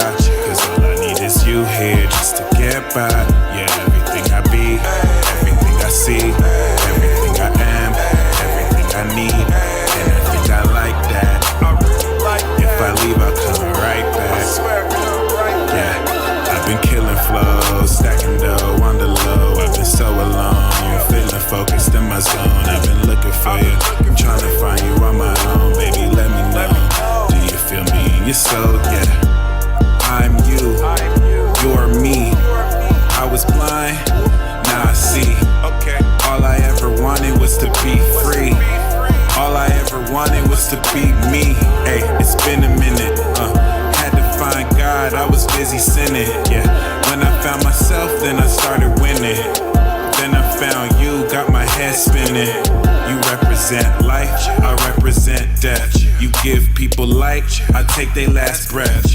Looking at you is like looking in the mirror. Reflection divine, never seen something clearer. You the truth in the room full of lies. Swear I see myself when I look up in your eyes. When I feel alone, I just look up at the sky. Cause all I need is you here just to get by. Yeah, everything I be, everything I see, everything I am, everything I need. Hey, I think I like that. If I leave, I come right back. I've been killing flows, stacking dough on the low. I've been so alone, feeling focused in my zone. I've been looking for you, I'm trying to find you on my own. Baby, let me know. Do you feel me in your soul? Yeah. We met and fell in love like on sight. Got me feeling like I used to know you in the past life. When we together, they all act right. We keep it true, regardless of what they act like. It's been a minute, yeah. It's been a long time since I slid up in it.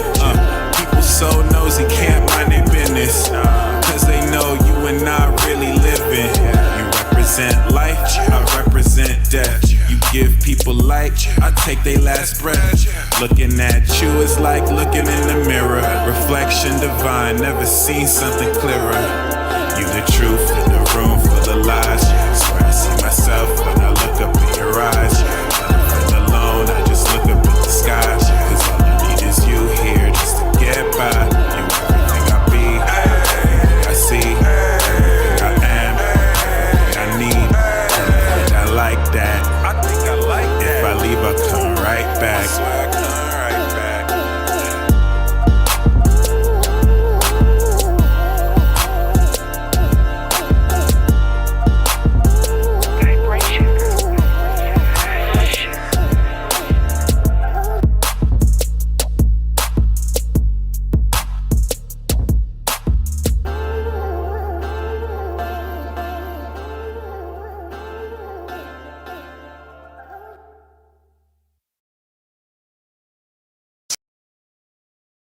Change up, change up, change up, change up, change up, change up, change up, change up.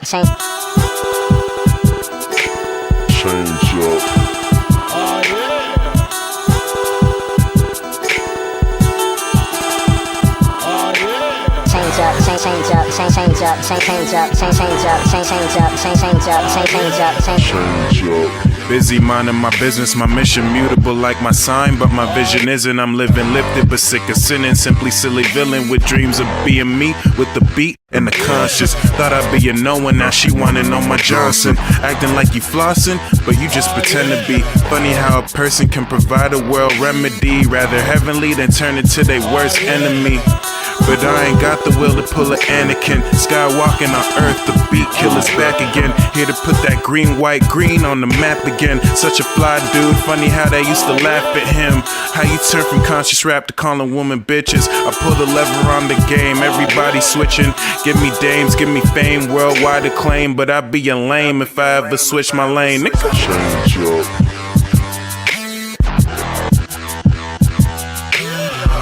I don't care if they offer me a couple $1,000,000, I'ma never change up.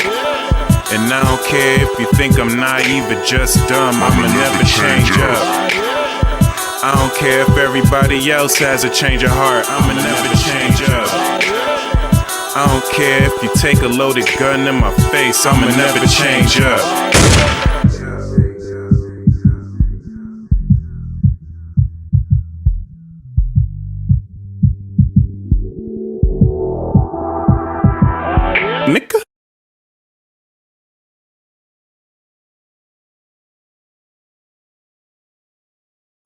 Oh yeah.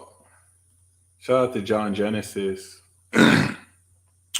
who produced the change up video.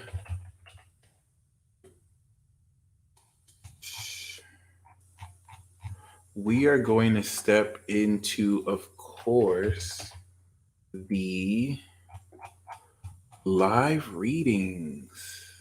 Let me see if it's here or not.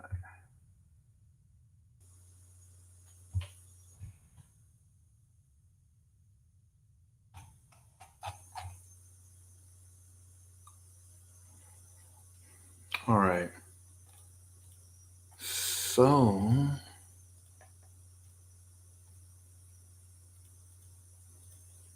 with that being said, I am still taking payment.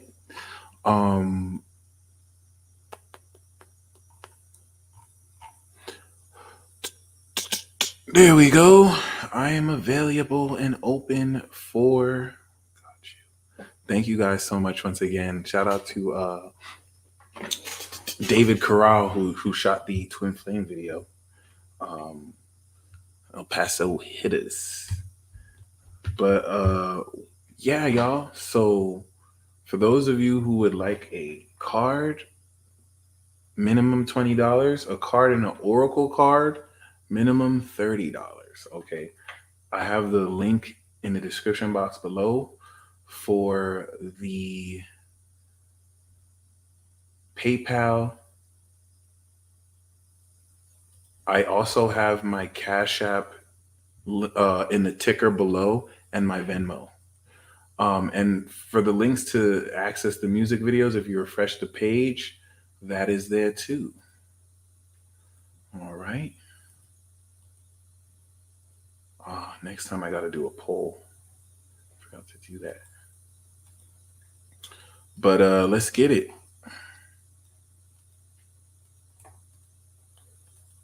So I'm going to draw, and appreciate you, Castro.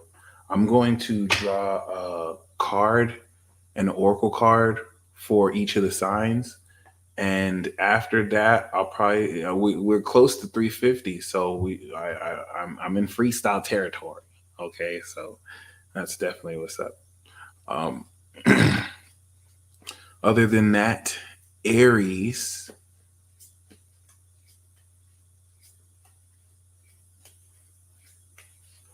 And just really for everybody, just be very mindful.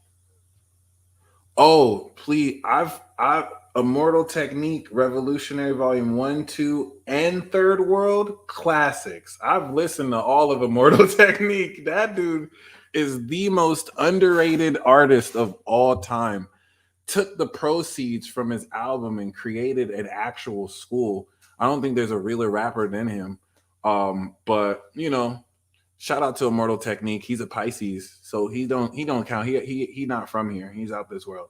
Other than that, I actually got to see him live with Talib Kweli on a tour they went through. It was freaking lit. It was dope. A fight broke out right next to me, unfortunately, but like it was lit. It was dope. Be very mindful. Yeah, that song is dark as hell. Be very mindful about people who kind of like evoke negativity towards you extremely. That's demonic possession. And more so people bearing their fangs, the more you sit in your authenticity, just to not embrace status quo. Oh, we got soulmate love for y'all too.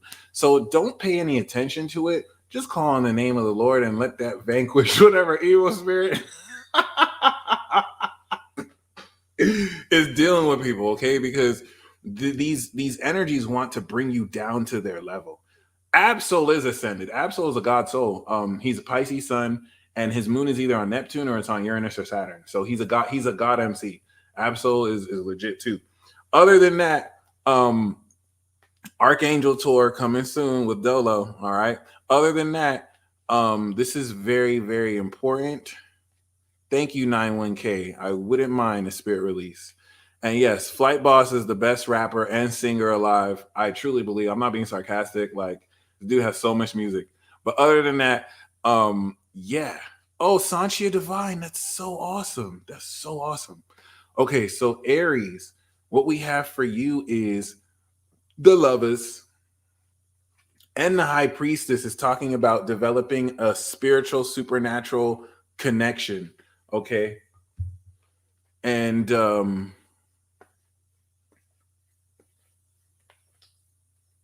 we have teaching and learning. Okay. Oh, relationship change too. But we got teaching and learning. Okay. And also the Lovers card, where your experiences with the soulmate lessons you've learned are going to apply so directly during this Mercury and Scorpio with the life lessons you're coming into, especially bearing any relationship changes that occur as a result. Taurus, this could apply to Sun, Moon, Rising. All right. Chandelier is my new favorite Dolo song, by the way. Looking at you. Actually, my favorite Dolo song might be from Eye and the Cross. That whole album is flames. But this deck is numerology guidance cards. Okay, by Michelle Buchanan.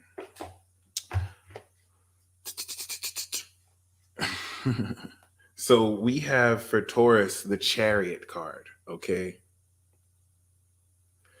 This is victory. Mercury in Scorpio is going to bring you into victory and forward moving momentum. So you're going to get that push to step you forward. Leadership, baby. And this is going to go a long way, especially with spiritual partnership. But let me pull an actual card for you. This is going to go a long way towards you stepping into a lot more victory. And you just have to not give into immediate gratification and carry forth that momentum. We have personal growth, baby, and abundance. I'm loving that. Okay. With the Chariot, where you are going to be reinventing yourself a bit here with the Page of Pentacles due to this victory. Draco 1.5 after Star Wars. I have to check that one out. I also haven't heard STD. I heard that was a really good album. And yes, please don't say you're broke, because no one truly is broke. Everyone has spirit. So,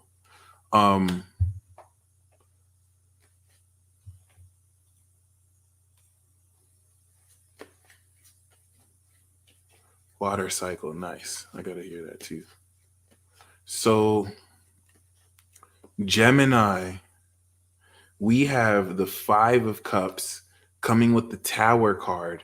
A very unexpected shift is going to reveal snakes and also put you in a seemingly uncomfortable position in an effort to realistically reveal what's been hidden from you.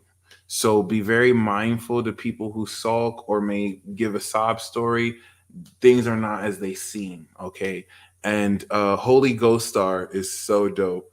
I just listened to that the other day. We got leadership for you, and we also have time out, okay? Some of you might need some time to just reflect on what's been occurring, especially with this Tower card, which seems to come out of nowhere. And as negative as it looks, is not nearly as bad as it seems. So Cancer, we have the Six of Swords coming with the Five of Pentacles, which also Tower. This is speaking of a certain level and sense of distancing yourself from psychological issues as you sail towards a more positive future. Y'all are about to get an epiphany. That may be a God moment. That's exactly it. That's exactly it. And this could be a little bit of a rude awakening, but it's still an epiphany, okay? So Cancer, we also get healing and manifestation, and we hardly ever do get the Tower card. I'm glad you peeped. That's very true. It's every time we do it, it means something though, for sure. And Cancer, we got manifestation and healing, and so this healing is going to come from this traveling you do mentally or physically over water or over your emotions mentally that will really kind of help you problem solve and just really step into a more positive future. So Leo, remember, love over hate. So like, you're going to be dealing with people who say nasty things to you, who project nasty things to you, and that's because the strength of your own character triggers inferiority in these beings and triggers insecurity in these beings. So just make sure you don't make that your problem, because other people are being weak as fuck. Okay, so Leo, seriously, We got the Sagittarius, Knight of Wands, and this is coming with the Judgment. So this could be someone who sails into your life with great awakening that brings so much more meaning. This is also a lot of passion. Okay. So you could really be taken over by a lot of inspiration. This could be you moving to another place, or you just kind of going on a road trip just to gain inspiration where you'll be led to your higher purpose. We have leadership, not surprising. And we also have pride. This is literally the only sin of Leo. Escanor, the lion sin of pride. Come on, Leo. I feel like a lot of you are overcoming pride and stepping into leadership. You're overcoming pride and you're stepping into leadership. You're addressing aspects of your character that have turned people off. You're taking accountability and you're stepping into leadership. Okay, so next we have Virgo.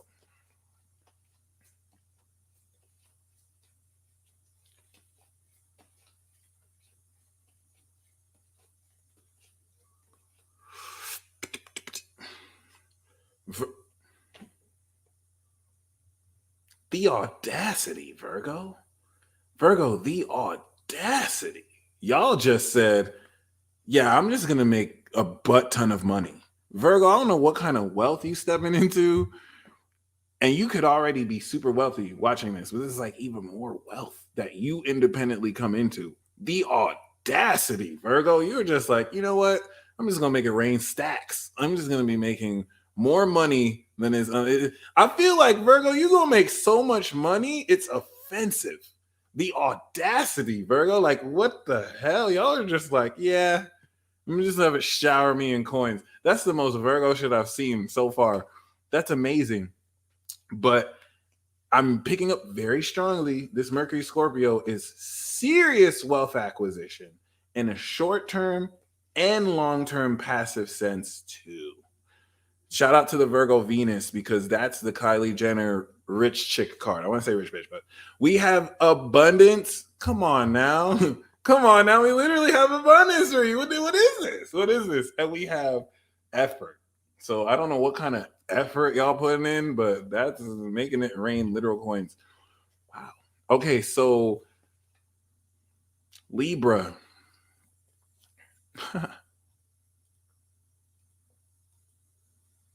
The rich witch. Yeah. Jupiter Virgo retrogrades. I see y'all. Yeah. We got 349. One more like, and it's freestyle. Swoop, swoop. All right. Libra. We got 2 of Cups and the 8 of Pentacles. Deep unions that take work and effort to put in. So the 8 of Pentacles is talking about, you know what I'm saying? And Blue Flame, it's about time you and I collab and do a card pull. We told you we aren't offended by Vitch. Thank you. Okay, Devin. I won't.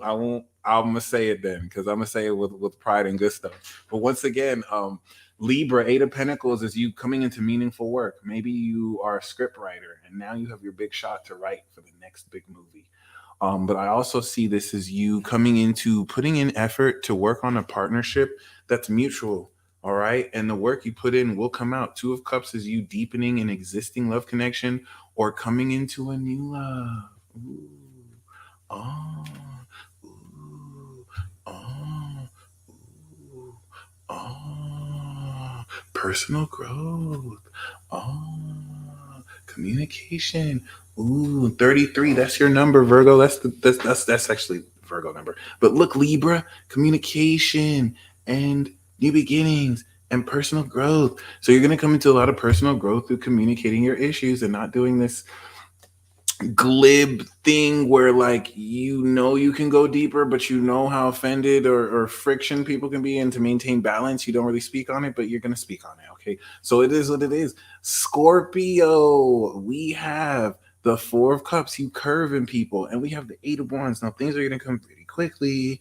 I don't know if you go viral this month and then you just kind of sit it out, but this is very interesting. We do have blockages being released, Mercury and Sagittarius, which is right after this transit. Then we also have contemplation emotionally, where you're sitting with your feelings and you're allowing yourself to really understand the motivations behind what you feel, which may kind of have you more just not feel like like contributing or doing anything. But don't be so quick to curve opportunities that are actually for you. Okay, we have manifestation. And we also have effort. So put in effort to what you're manifesting, because that 8 of Wands is going to come in very quickly. Okay. And so now in the final 4 God signs, these signs may apply to a little bit of everybody. Okay. Sagittarius. We have the King of Swords, your aqua besties coming through. We also have, ooh, did you see that? The 10 of Cups and the Hermit. 10 of Cups and the Hermit is happiness and bliss, but you're not telling anybody. So you won a gold medal Olympic award, but you didn't put it on social media. You just let your family know. So the whole world doesn't know you won a gold medal. They didn't put it on TV, and you're not flaunting it. You're not like, look, everybody, celebrate me. You're just like, no, I'm gonna just keep this with the fam. This is subdued bliss. This is happiness that you keep to yourself. Emphasis on the Hermit, because it actually adds so much more quality to this, especially with the King of Swords, that this could be who it's with, or this is you stepping into a high level of your career. Some of you Sagittarians in the spotlight might come into the perfect relationship, but you don't put it on Instagram, so no one will even know you're not single. And that's wisdom. Congratulations. So we also have, that's hilarious, Blue Flame. Music and abundance. Make an abundance playlist, Sagittarius. You know where I'm going with this. Make your abundance playlist and play that all Mercury Scorpio and see if that doesn't just take you to the next level. Okay, Capricorn. Let's get it. It's my moon sign. Thank you.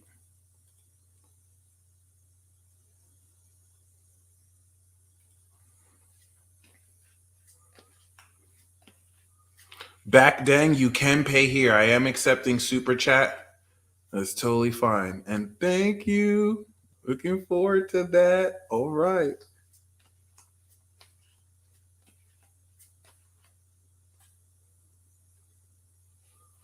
So we have the Tower, Capricorn, and we have the 4 of Pentacles.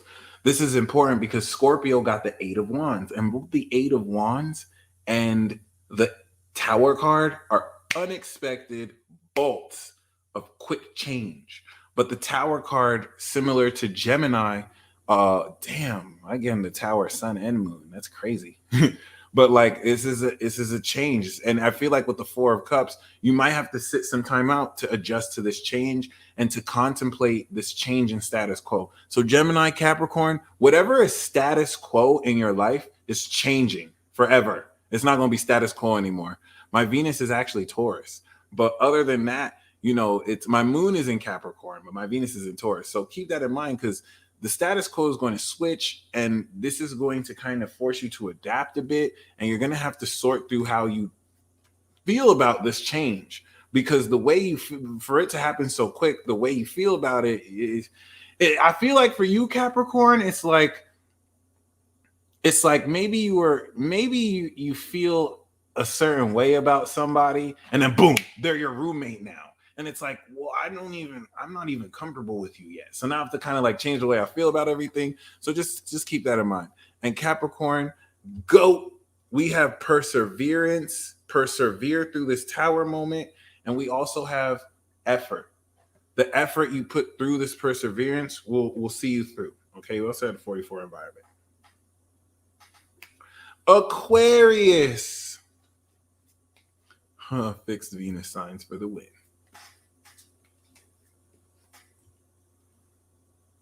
Oh, good stuff, Your Highness.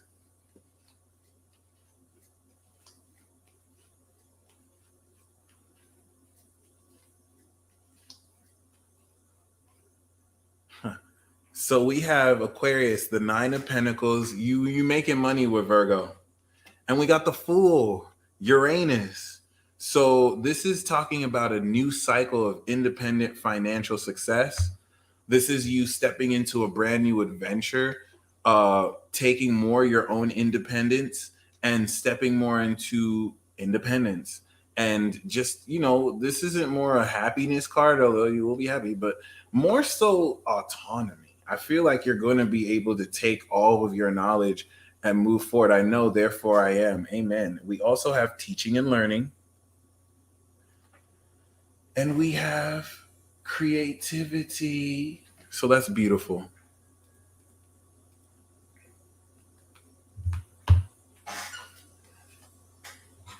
Hey, okay, so Pisces,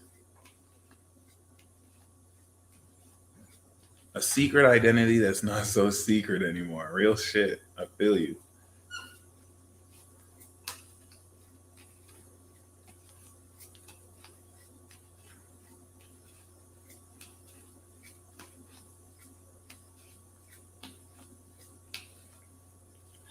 Pisces, we have the Moon in Sagittarius card, the Nine of Wands, and this is coming with the Death. It looks like you want to reschedule that date with Death.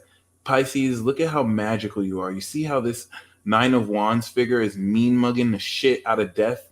Like, hey, I know you ain't trying to come here. I know you ain't trying to come here with your grim ass. I know your grim reaper ass ain't trying to come. So this is beautiful. Like this, I feel is self-explanatory. Like, look at the eye contact on this one. This is so deep. And so this is perseverance through this transformation period. But I feel like some of you are literally putting death in its place. You're halting death. You're working your Pisces magic. You're like, not today, motherfucker. Like, no, no, no, no, no, no, no. And for all my family, it's so interesting. So death is near, but this is definitely transformative. Okay. I don't think you're gonna let it cross the line. We have adventure. You would think we would get that for Cap. And we have relationship change. So looks like what's transforming could be a relationship. Okay. We got compassion too and completion. So there we go. All right. We got 374 likes. I'm going to pull one more card for everybody in case you're not able to get a live reading. That's no problem. This is a free card. So if you're not able to and you want a card for you, think of a question in your head. For any of you who have a question, for any of you who want me to pull a card, think of the question in your head, or you can type it out. Death is a new adventure. Lucas, thank you so very much. Not only is death a new adventure, death is Scorpio, 9th house of adventure to Pisces. So thank you, Lucas. That helped me understand a lot more too. All right, so let's see what we got for you. We got Archangel Michael, the Temperance. You're bringing your life, this Mercury and Scorpio, into balance. Let's get it. And this is going to bring so much bliss. So conquer your habits, my friends. Moderate. You can smoke, you can drink, you can literally do crack off of a hooker's tits, but do every and anything you do in moderation. Don't be smoking every day and losing focus for other stuff.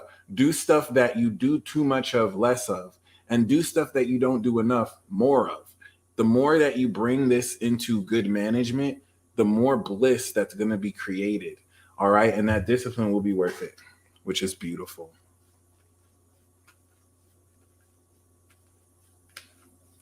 And we also have manifestation as well as spiritual career. So let me tell you why this is important, because everything about this Temperance card is the Sagittarius axis of bringing anything from nothing. And I feel like this 10 of Cups that we pulled is an aspect of you stepping into a dream job, a dream vocation. Okay, I love how both of these are the same color. A lot of you are going to incorporate manifestation into your spiritual career, and some of you are going to manifest a literal spiritual career that's going to open up so much happiness and bliss for you. And so shout out to Devin. That's beautiful. Bam. So let's see what we got.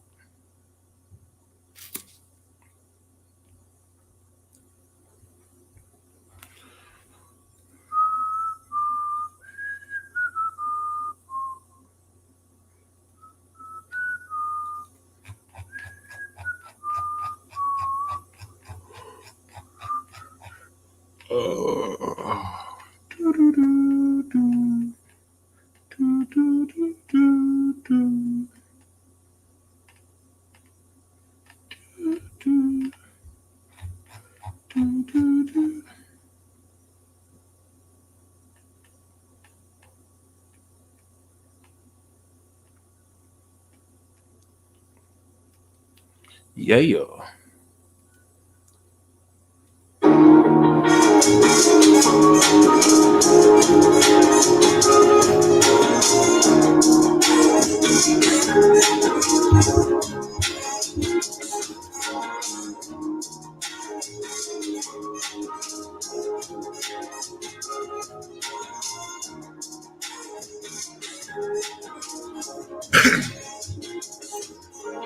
Welcome to the unveiling, the end of the world, and we just sailing.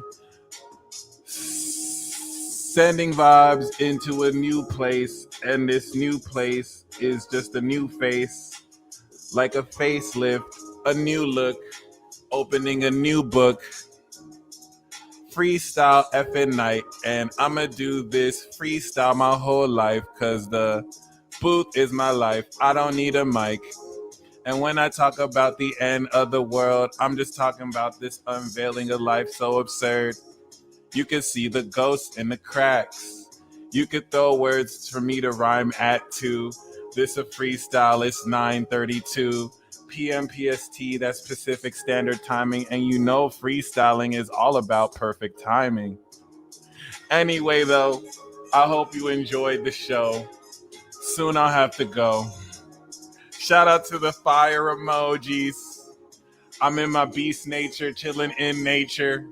So if you don't mind my nomenclature, it is what it is all the time. And I just like to appreciate life. It's so divine. And word up to the goddess who's inside and outside too, and everything I see. Shout out to the super sticker from Just Be. We leading people through the underground railroads so we can reach freedom untold. And this appreciated much. It is what it is. Just duck from the drama. Love over hate here. And we know nothing about fear unless it's fear of the Lord. That's the beginning of wisdom. Tapping into the G in us. And shout out to my homie Jesus. Yeah, baby. Flex your solar plexus. Let the power come out. Know who fenced this. Like we building walls, but not to keep people out, but to hold people in. Shout out to infinity, tenfold to beyond. Because it's like infinity to beyond. But it is what it is. I spit it in this song. And shout out to Ye, the 12th house angel who always knows what to say. Ascending experience with everything that plays. And shout out to the other G's too. Who's the fairest? It must be who's in the mirror. Shout out to the Big Mac. I ate it and then I fried it and then I tried it. Because you usually try something and then you eat it, or you try it by eating it. Shout out to the Geminis. We not just some hedonists. Anyway, though, I said I gotta go. I'm gonna read these live readings and then move on with the flow. Shout out to the Archangel Michael, doing what we do, never tiring life cycles. Bam. All right, that's what's up. Appreciate you. That was our freestyle. And yeah, there'll be more coming soon. I'm gonna get into the live readings. I'm actually gonna start with Just B, and then we'll go into everyone else who sent their readings. If you would like a live reading, I have the information in the description box below. And once again, as negative or as dark as things may feel moving forward, you have an inner light within your heart, and shine that inner light and test your own courage. Move beyond the boundaries of your own fear and ignite your own confidence, and be willing to step into things that are outside your comfort zone. So Just Be, we have the King of Swords. The King of Swords is you, especially with the Empress, stepping into abundance. coming into the higher nature of your career and becoming an authority figure and expert. But the Empress is also your abundance. It's you coming into a lot of abundance, and it's you coming into beauty. It's you really owning your beauty and enjoying it. Maxine Farias. Thank you, Maxine. Love you too, Luna. Thank you so much for joining. Thank you, all of you. So, Maxine, we have the Hangman, and this is coming with the 9 of Swords. Surrender your anxiety. Shout out to Divine Tribal Soul. Surrender your anxiety. Surrender your worries. Let it all go. You might be dealing with a lot of energy that you're picking up from others, but you might be dealing with legitimate, stressful events that fill you with anxiety, that you're genuinely, I don't get the sense that you're even the type of person to just worry for nothing. So you might really be gripped with anxiety. You might genuinely not know what to do. You might not be in a position to control this situation. You must release it. Give it to God. Surrender it. You don't even have to just let it go. Specifically surrender it to the Holy Spirit. Surrender it to God. Like, pray it away. And I don't mean just faithlessly, mindlessly pray. Set the intention to just release it. Decide you're not going to choose to have anxiety over this, and your perspective will literally transform around the situation. Okay. And it's easier to say, but trust me, this will be very wise advice. Journal anything too that you can as well, especially if this is related towards health. We have this with creativity. As you heal and as you come into greater creativity, this will help health, and as you are more healthy, this will help your creativity, as they will cycle into each other. But be in a position to release all that anxiety and not be in a position to worry about what you cannot control. Next, we have Matt Wilcox. JL, much appreciated. Matt Wilcox.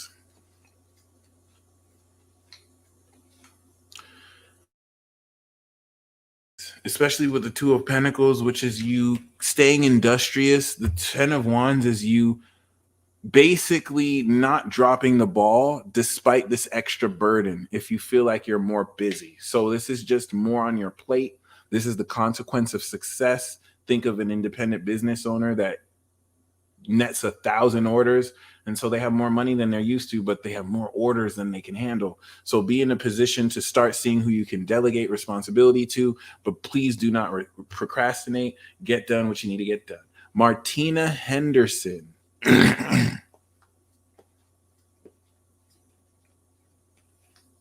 For Mercury and Scorpio, we have the Wheel of Fortune. So there's an epiphany that's legitimately going to change everything for you.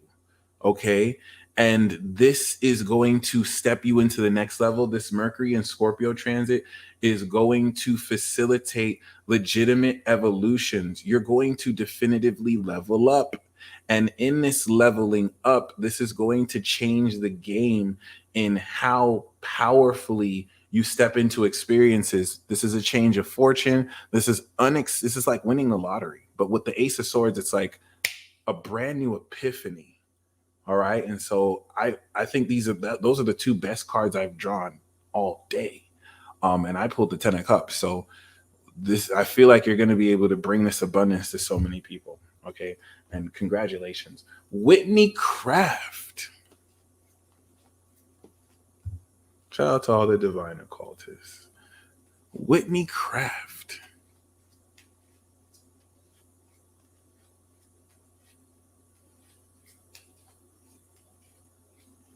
Oh. Whitney! We have the 9 of Pentacles, okay? And this comes with the Knight. This could be someone who might be into you, a proposal. But I feel like with the 9 of Pentacles, this is you stepping into financial independence and creatively expressing it in a way that enables you to follow more your heart. So this could even be coming into a lot of money as an artist. I don't know if you do music, but if you have any arts and crafts, this could be a really viable solution to coming into a lot of independent financial income if you haven't already. Alexandra, what does the universe want me to know? I got you. The universe wants you to know that you're the GOAT. Okay? And never forget it. But other than that, bam. Thank you, Lissy. We have the 10 of cups and the 2. I'm not even trying to pull bottom cards, y'all, but they match. Wow. The universe wants you to know that you have, you've completed your karma. And now you're able to, Virgo rising, Cancer moon, you're ready to step into a lot of happiness and bliss. But I see this, Alexandra, as like connecting with a soulmate or partner, and both of you have the best relationship you've ever had. Like, this is just pure happiness and trust and love.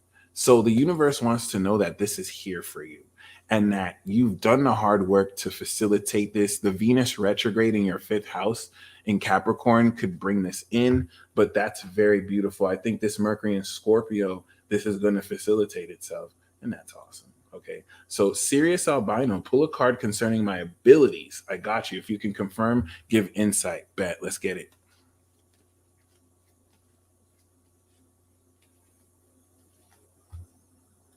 Sweet. Oh, that's so lit. Thank you so much.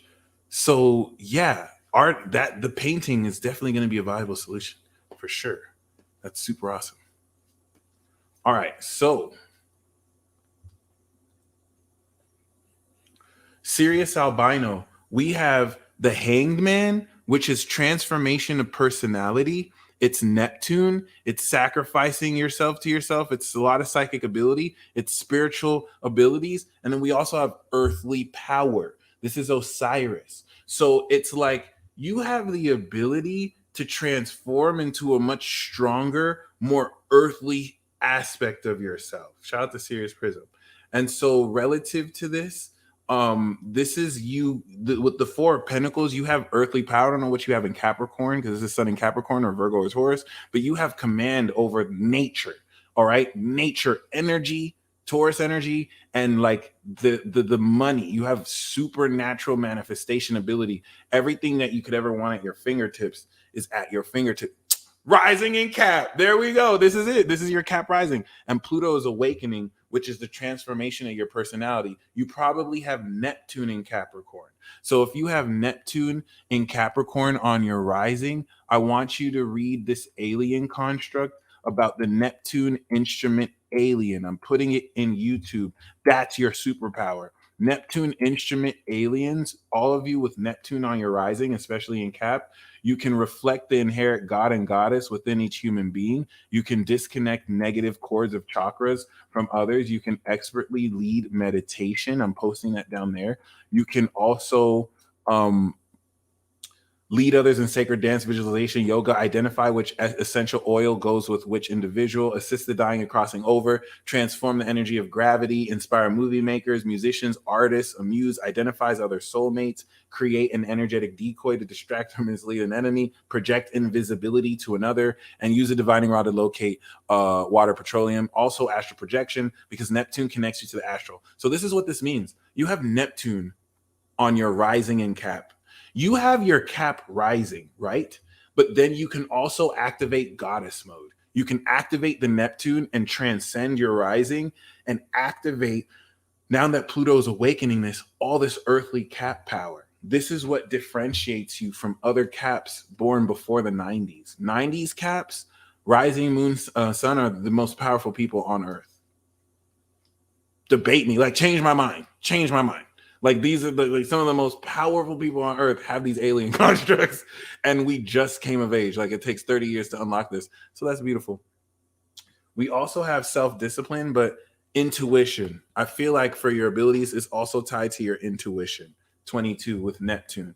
And so you're super intuitive. Shout out to Jade. Shout out to the Cap North nodes. You Cap North nodes born 91 and 92 especially, who have Uranus and Neptune on your North node. Your destiny is unlike any other destiny, and you're destined for greatness. I'm going to do a documentary or a video on that because y'all are on some other shit.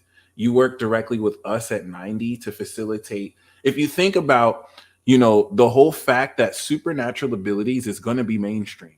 There's going to be books and journals written on supernatural powers from people's individual experiences and in a collective understanding. That's our generation. 90, 91, sorry, 86, 87, 88, 89, but especially 90, 91, 92. That's you. You're going to be the ones that bring this mainstream. Like everything that you're doing is leading you into this understanding, but it's all happening now. Everything of your whole life has led to you now coming of age, Saturn return, for you to bring this Saturn Aquarius knowledge. Okay. So, I mean, that's lit. That's the definition of lit. Jessica Martinez. Let's get it. I just felt crypto instantly with you, but I don't want to just limit it to crypto. So we also have 9. Didn't we just get this card before? For those of you who tuned in, ooh, and I split the deck and got the world, Jessica, you coming into success. Yes, Sagittarius. We got this card for Sagittarius for romance. So we literally, oh no, Joy Love. I spoke on 94. Remember everything I said about Saturn Pisces. Y'all are the most important generation. So we did you, but shout out to 94 because I didn't mention 93 and 94. Y'all are very important. 94, 95, 96, but Jessica, this is amazing. You're not only going to have your wishes come true, but you're going to get everything you ever wanted. And because this is tied to the Saturn cycle, it's like you had to clear cycle. You could have come into what you wanted, but you're like, no, let me. I feel like you made a special prayer to God, Jessica.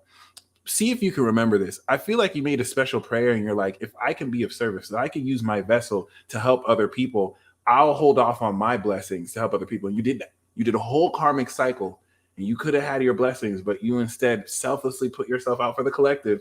And now you're coming back and certain things that you didn't get before, you're all getting now. You're all getting now. We even have the King of Wands and the Ace of Wands. Maybe this can come from a king who expresses this very passionately, but this is very, very powerful here. I see so much satisfaction, especially coming out of this transit into Sagittarius. It's all going to start now, especially the 6th post new moon, but it's like very, very, very, very, very satisfying. And it's going to feel like what you've been wanting your whole life is finally coming into play, which is well deserved. We also have environment with 44, and we have surrender. Surrender to your completion, surrender to your success, surrender to the environment, okay? Appreciate you, James. Much appreciated, much appreciated. And so finally, we have Jasmine Walker. All right, thank you so much. We got Cancer, Sun, Gem, Moon, Virgo, Rising. Let's go. Let's see what we got. And there are no accidents. And yeah, I feel like with this King, Jessica, the Ace of Wands comes straight to you. It's a very powerful king, the strongest king that like basically opens up the world to you. And it's just going to be very amazing. And I think both of you will really, I also feel like this king is an aspect of you too, where you're coming into this, but I feel like this is a king definitely open up to you. So we have for Jasmine Walker,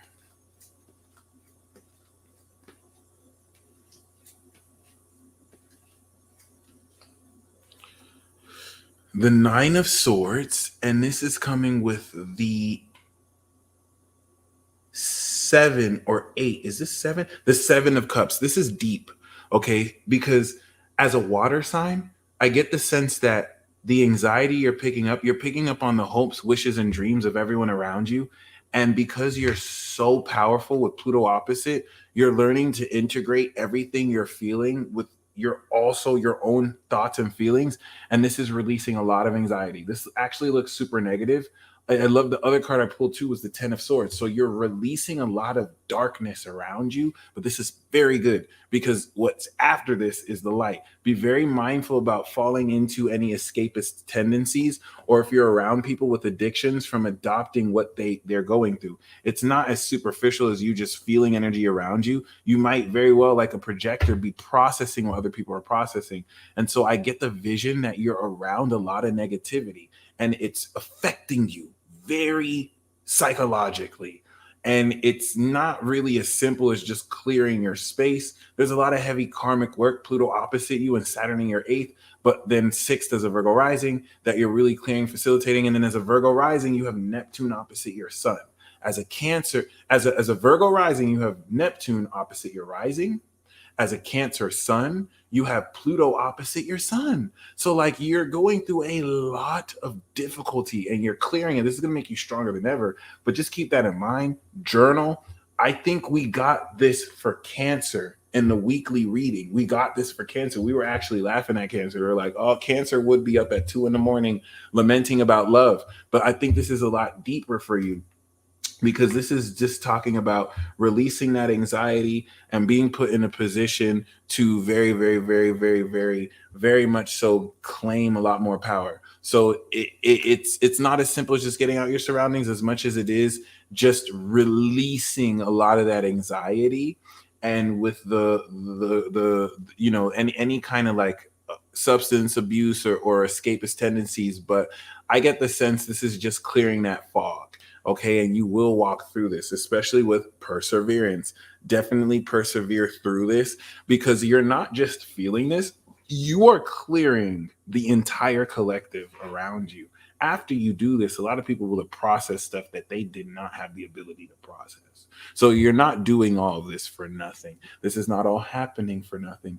And we have creativity. Allow this to creatively, you know what I'm saying, push you forward, because you may be able to glean a lot of creative aspects, Pluto in your fifth, from this darkness that, like Adele, can really have you express yourself very powerfully. And we have forgiveness. I feel like you want to have forgiveness for this projection. People who project negativity towards you, you know, they're only doing so because they don't know better, not because they really hate you or anything. So any sort of forgiveness you feel will go a long way towards helping release a lot of this anxiety too.